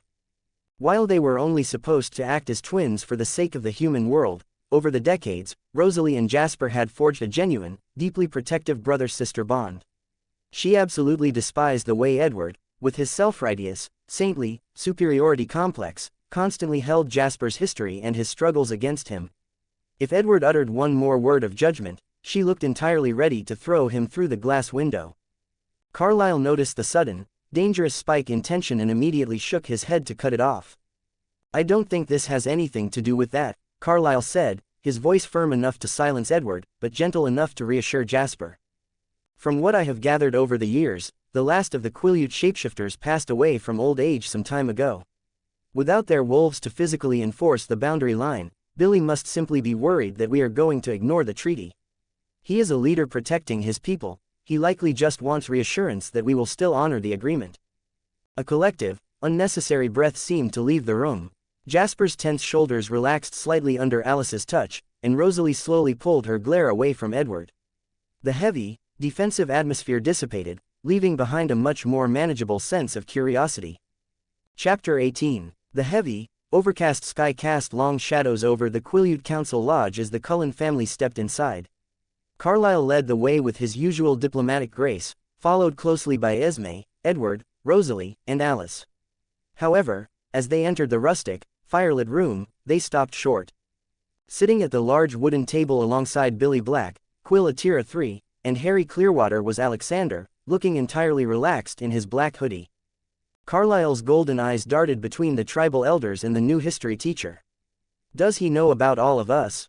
Carlyle asked, his tone perfectly polite but laced with underlying concern. Billy rested his hands on the wheels of his chair, his expression stoic. "Yes, Alexander is a part of this tribe. He is special." Alexander sat back, letting his empathic and telepathic senses brush against the vampires. The room was a whirlwind of complex emotions. Rosalie was radiating a profound, overwhelming sense of joy at the realization that her mate was part of the supernatural world. It meant integrating him into her life would be possible, but that joy was heavily tempered by a sharp anxiety over his allegiance to the Quileute tribe. Alice, meanwhile, was buzzing with bright, optimistic relief, simply happy that the secrets were already out of the way. Edward, however, was a spike of sheer, protective panic. His dark eyes flicked toward Alexander, his mind racing with terrifying scenarios of the Volturi descending upon Forks to slaughter them all for letting a human in on their secret. Alexander met Edward's intense, brooding stare. "You don't have to worry about the Volturi finding out," Alexander said calmly, his voice cutting through the tense silence. "I have contingencies for that." Edward physically recoiled, his jaw dropping a fraction of an inch. "You know about the Volturi?" Alexander offered a small, knowing smile. He reached up and tapped 2 fingers against his temple. "You aren't the only one with the ability to peek into someone else's mind, Edward." A stunned silence fell over the Cullens. Edward stared at him, completely unmoored by the revelation that his signature gift had just been effortlessly matched. Carlyle stepped forward, his boundless curiosity overriding his caution. "Fascinating," Carlyle murmured, studying the boy closely. "May I ask exactly what you are? I have seen much in my time, but I am certain you are not a shapeshifter, nor are you a child of the moon. Yet you are exhibiting multiple, highly advanced abilities." Alexander shrugged, resting his arms on the table. "I don't exactly have a name for it. Billy calls me a spirit of the forest, because he feels I am one with nature. But, to put it simply, my abilities are magical." Without another word, Alexander waved his hand over a simple glass resting on the wooden table. The glass twisting and shifting form until, with a soft pop, a small baby dragon stood in its place. The tiny creature shook out its wings, let out a high-pitched, echoing squeak, and began to clumsily waddle across the table toward the vampires. The Cullens stared in absolute, unfiltered shock. Alice practically teleported to the edge of the table, her golden eyes wide and sparkling. "Oh my goodness," she gushed, her voice pitching up in pure delight. "He is so cute, can we keep him?" Beside her, Edward was having an existential crisis. He stared at the squeaking dragon, his logical, scientifically driven mind completely short-circuiting. That is biologically impossible. Magic isn't real." Alexander chuckled at Edward's denial. With a casual flick of his wrist, the baby dragon dissolved into a mist, reforming back into a simple glass of water. Alice immediately crossed her arms and stuck out her lower lip in a dramatic pout. Alexander's chuckle deepened at her reaction, finding her unapologetic enthusiasm deeply amusing. Esme, who had been watching Alexander with her usual maternal warmth, tilted her head. "You are much older than you look, aren't you?" she asked softly. Alexander's smile softened. "I am definitely more than 100 years old." Across the room, Rosalie let out a breath she hadn't realized she was holding. A massive, crushing weight lifted off her chest. He was immortal, he wasn't fragile, and most importantly, she wouldn't ever have to condemn him to the agony of venom to keep him by her side. Billy cleared his throat, pulling the room's attention back to the matter at hand. "I called your coven here because the landscape has changed. Alexander has a way to make sure the treaty is guaranteed, and the rules are strictly enforced moving forward." Alexander reached into his jacket and pulled out a roll of thick, ancient-looking parchment, placing it on the table. "This is a magical contract," Alexander explained, his tone shifting into something far more authoritative. "Upon completion of the binding, all participants are required to strictly uphold the terms of the treaty. If the oath is violated by either party, the magic will automatically enforce a consequence." He immediately felt the heavy spike of wariness and self-preservation flare up from the vampires at the word consequence. "Relax," Alexander added smoothly, holding up a hand. "There are no life-threatening consequences. If one of you loses control and attempts to kill an innocent human, or tries to forcefully change one against the treaty rules, the magic will simply freeze you in place. You will be entirely paralyzed before you can do any harm." The tense posture of the Cullens noticeably relaxed. It was a safety net, not a death sentence. "Furthermore," Alexander concluded, tapping the parchment, "the magic binds our secrets. If we sign this, you will never have to worry about anyone from the tribe, or myself, revealing your existence to the human world. It ensures absolute security for both sides." Carlyle leaned over the table, his golden eyes carefully scanning the elegant, flowing script of the magical parchment. After a few moments, his tense shoulders finally relaxed. The terms were exactly the same as the original agreement he had struck with Ephraim Black decades ago. The only addition was the magical enforcement, which, as Alexander promised, was a non-lethal failsafe.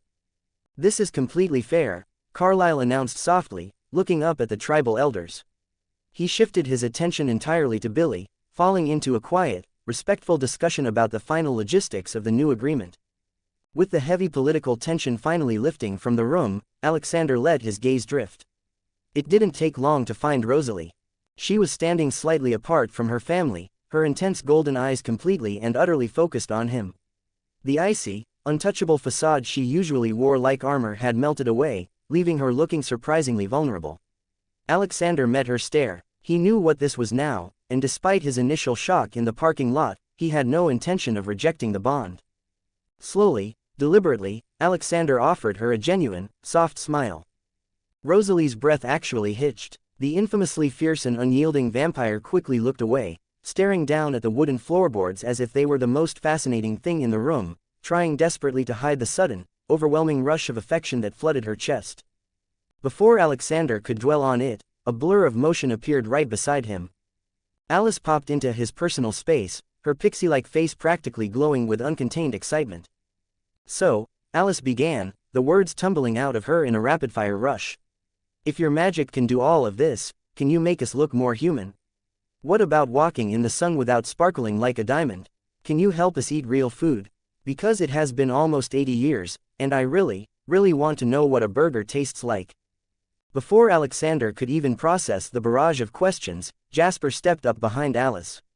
He wrapped a gentle hand around her waist, pulling her back half a step to give Alexander some breathing room. "I apologize for her," Jasper said, offering a polite nod, his quiet southern drawl thick with mild embarrassment. "She gets a little overly excited when she sees something new." Alexander let out an easy, relaxed laugh, waving Jasper off.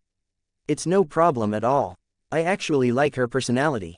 It definitely lights up the mood in here. He shifted his attention back to Alice, his expression turning a bit more thoughtful. To answer your questions, yes. It is entirely possible for me to do all of those things. Magic can simulate a human digestive system, and I can craft daylight rings or charms to suppress the sunlight reaction. But I will have to look into the specific spellwork and do some testing to see how the magic interacts with your venom. Alice gasped, her golden eyes widening to comical proportions. She threw her hands up in the air, a massive, triumphant grin breaking across her face. Yes, Alice practically yelled, bouncing on her toes. We are going to the beach in the daylight. And I am finally going to eat a cheeseburger.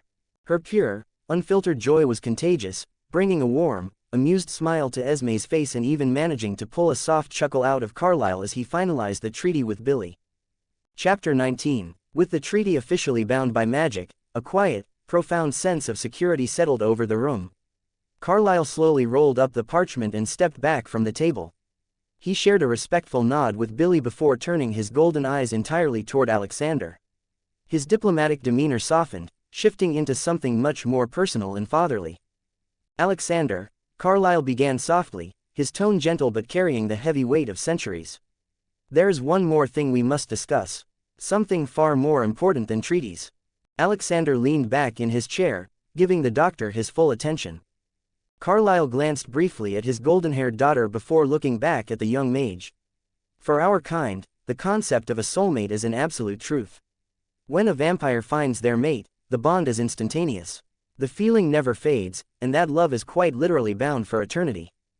Carlisle gestured carefully toward the statuesque blonde standing near the edge of the room. As I am sure you realized this morning, Rosalie has sensed her mate bond with you. Initially, we were hoping to approach you slowly, to give you time to understand what we are before overwhelming you with the truth. But given the circumstances, and your own extraordinary nature, it seems far easier to simply be honest. Before the silence could stretch, Alice practically jumped forward, her hands clasped tightly together. Oh, Alice chimed in, her voice melodic and breathless with excitement. I've already seen it, I saw visions of your future together, and it is so incredibly beautiful. Alexander let out a soft, understanding breath. He looked past Carlisle and Alice, his green eyes locking directly onto Rosalie's. She stood frozen, her posture rigid as she waited for his reaction, her heart undoubtedly racing, if it still could beat. I sensed something too, Alexander said quietly, a warm, genuine smile spreading across his face. He held her gaze, offering her complete reassurance. And I accept it. The words hit the room like a shockwave of pure relief. A massive, breathtaking smile broke across Rosalie's usually guarded, icy features. The fierce, untouchable facade she had worn like armor for decades completely shattered, leaving behind nothing but pure, unfiltered joy. The rest of the Cullen family reacted immediately. Esme pressed a hand to her heart, a deeply maternal smile gracing her lips.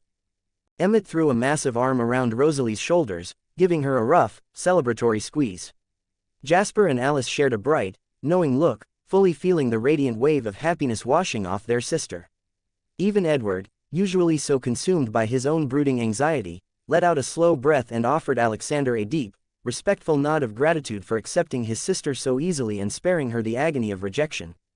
They were all quietly thanking him, completely overjoyed for the sister who had thought she would spend eternity feeling incomplete. Through all the movement and quiet celebrations in the room, Rosalie never once took her eyes off Alexander. The cold, defensive edge she had carried for almost a century had completely vanished, replaced by a fierce, radiant light in her golden eyes as she looked at her mate. Sensing the intimate shift in the atmosphere, Carlisle offered a polite, knowing nod and gently corralled his family toward the exit. Alice practically skipped out the door, pulling Jasper along with her, while Esme offered one last, warm smile over her shoulder. On the other side of the room, Quillatira III and Harry Clearwater stepped up to Billy's wheelchair. As they began to turn him toward the back hallway, Billy caught Alexander's eye and gave a subtle, supportive thumbs up before disappearing around the corner. Suddenly, the large, rustic lodge was entirely empty, save for the crackling fire in the hearth, and the two of them. Alexander turned his attention back to Rosalie. She was standing a few feet away, her hands clasped loosely in front of her. Without the audience of her family, the intimidating, Ice Queen persona she wore at school was completely gone. In its place was a quiet, breathtaking vulnerability. He took a slow step closer, closing the distance between them. "Hi," Alexander said softly, breaking the quiet. "Hi," Rosalie echoed, her voice barely above a whisper. As they began to talk, the conversation flowed with a surreal, effortless grace. Alexander wasn't entirely sure if it was the magic of the soulmate bond pulling the strings, or just a natural, undeniable chemistry, but the awkwardness he expected never came. They spoke softly about the damp Forks weather, the sudden shift in her family's dynamic, and the quiet peace she had felt in the parking lot earlier that morning. Every word felt easy, as if they had known each other for centuries rather than hours. Eventually, a comfortable lull settled over them. Alexander shoved his hands into the pockets of his hoodie, a relaxed, confident smile playing on his lips. "So," Alexander began, his green eyes meeting her golden ones. "I suppose the next logical step is a date, so we can actually get to know each other properly." Rosalie's breath hitched slightly. The simple, human normalcy of the question struck a chord deep within her. For decades, she had mourned the human life she was robbed of, the courtship, the romance, the simple milestones she thought she would never get to experience. Now, the man standing in front of her was offering exactly that. A soft, genuinely radiant smile bloomed across her flawless features, lighting up her entire face in a way that made her look truly angelic. "I would love that," Rosalie answered, her voice softening with raw, unguarded emotion. "A real, proper date. I've always wanted to go on one." Alexander's smile widened, his heart warming at the pure joy radiating through their bond. "Then it's a plan," Alexander promised, his voice low and steady. "I will pick you up tomorrow." Rosalie's golden eyes shining with a brilliant, hopeful light. For the first time since she had opened her eyes as a vampire, the eternal, freezing nights stretching out ahead of her didn't seem so lonely anymore.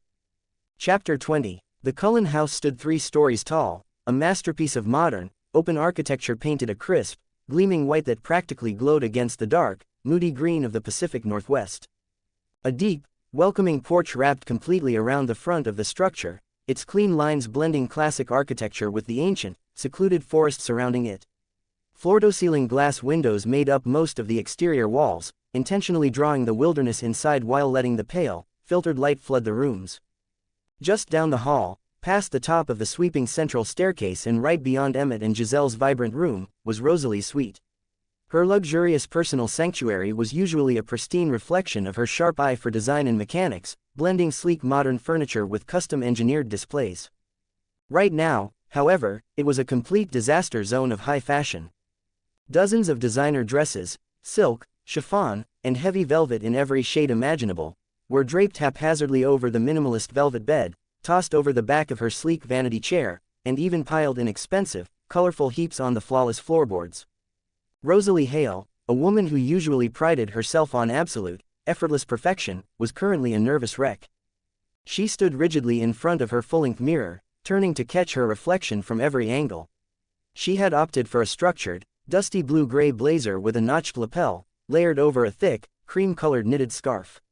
A large, ornate silver pendant with a dark, crest-like center rested against her collarbone, and her voluminous blonde hair fell in soft, loose waves around her pale, porcelain face. "Is this better?" Rosalie asked, her voice uncharacteristically uncertain. She reached up to adjust a stray golden highlight, her deep brown eyes tracking their expressions in the glass. Alice paused, her arms full of discarded silk. "It's beautiful, very classic, but it's also very safe. You look like you're trying to blend in with the rain clouds. Where's the flair?" Esme smiled softly, stepping into the room. "Did Alexander mention where you're going?" Rosalie offered a small, rare smile, one that lacked her usual icy, defensive edge. She smoothed out the lapels of her blazer. "Just somewhere private," Rosalie admitted, her tone softening. "He pointed out that our looks already draw enough attention as it is, and he'd rather not spend our first date watching a room full of strangers stare at us. Plus, considering he's taking the history teacher position, being seen together at a restaurant in Forks wouldn't exactly be smart for either of our covers." Alice broke into a wide, knowing grin. "Okay, that's actually really thoughtful. He's not hiding you, he's just completely bypassing the high school rumor mill." "Exactly," Rosalie agreed, a soft flutter of anticipation warming her chest. "We just want a chance to talk without the small-town audience." Esme walked over, gently resting her hands on Rosalie's shoulders. He's being considerate, Rose. Gossip travels fast around here, and he wants to make sure you're comfortable. He's putting your peace of mind first. Rosalie let out a slow, relaxed breath, the last of her nervous tension melting away under Esme's touch. She looked at her reflection, at the flawless porcelain skin, the elegant structure of her outfit, and the distinct silver pendant resting against her chest. For the first time in decades, she wasn't dressing up to build a wall between herself and the world. It's just strange, Rosalie mused, brushing her fingers against the silver pendant. I'm so used to people either being intimidated by me or treating me like some sort of trophy. He actually thought about what would make this easy for us. I just want to make sure I do this right. Esme met her gaze in the mirror, her expression entirely sincere. He respects you, sweetheart. He sees you, not just a pretty face. Rosalie let out a shaky breath. She didn't look like the untouchable, statuesque vampire. She looked genuinely, deeply happy. I hope he likes it, Rosalie whispered. Trust me, Alice promised, tossing a velvet dress onto the bed with a grin. He's going to be absolutely floored. Inside Carlisle's expansive second-floor office, the atmosphere was thick with tension. Sunlight, muted by the thick canopy of the surrounding forest, filtered through the floor-to-ceiling windows, illuminating the rows of Carlisle's extensive personal library and the drafting tables where Esme spent hours on her architectural studies. Edward paced the length of the room, his movements agitated and restless. His dark golden eyes were wide, practically vibrating with an anxious, brooding energy. It's a massive risk, Carlisle, Edward ranted, his voice low but sharp. We are talking about magic. Actual, reality-bending magic. He transformed a glass into a living creature with a wave of his hand. What if the Volturi find out about him? If Arrow catches even a whisper of what Alexander is capable of, he will march the entire guard to Forks. They'll slaughter us for harboring a threat to their secrecy, or worse, they'll force him into the guard. Carlisle sat calmly behind his large, polished mahogany desk, his hands folded neatly over a medical journal. He didn't let Edward's panic disrupt his steady, serene demeanor. Edward, please, breathe, Carlisle said, his voice carrying the deep, soothing warmth of a father. We rarely interact with the Volturi, and when we do, we are perfectly capable of maintaining our privacy. Besides, this is not the first major secret we have kept from Italy. We have never told the Volturi about the Quileute shapeshifters, and we have managed to protect that secret for decades. Keeping Alexander's magic hidden will be no different. Carlisle leaned forward slightly, a reassuring smile gracing his refined features. Furthermore, when I spoke with him during the treaty signing, Alexander explicitly addressed this. The magical contract we signed has built-in protections. He assured me that if Arrow were to ever use his tactile telepathy on any of us, the magic within the contract will actively suppress and shield those specific memories. Arrow won't be able to see a thing. Jasper, who had been sitting quietly in an armchair in the corner of the room, shifted his weight. His leonine posture was completely relaxed, still carrying the lingering, peaceful residual effects of Alexander's calming aura from the day before. Carlisle is right, Edward, Jasper added, his quiet southern drawl steady and firm. I've been monitoring the emotional currents since we met him. There is no malice in him, no desire for exposure. The tribe trusts him implicitly, and the aura he projects actively subdues our instincts. I don't think we need to worry too much about it. He is a stabilizing force, not a chaotic one. Standing near the doorway, Emmett was leaning heavily against the doorframe, his massive arms crossed over his chest. He let out a short, booming laugh, entirely dismissing Edward's doom-and-gloom attitude with a grin. Yeah, relax, Eddie, Emmett nodded, flashing a confident, easygoing smirk. The guy is a genius, he can summon dragons, and he's already figuring out a way for us to eat burgers and go to the beach. More importantly, he is Rosalie's mate. That makes him family, and we protect our family, no matter what. To be continued.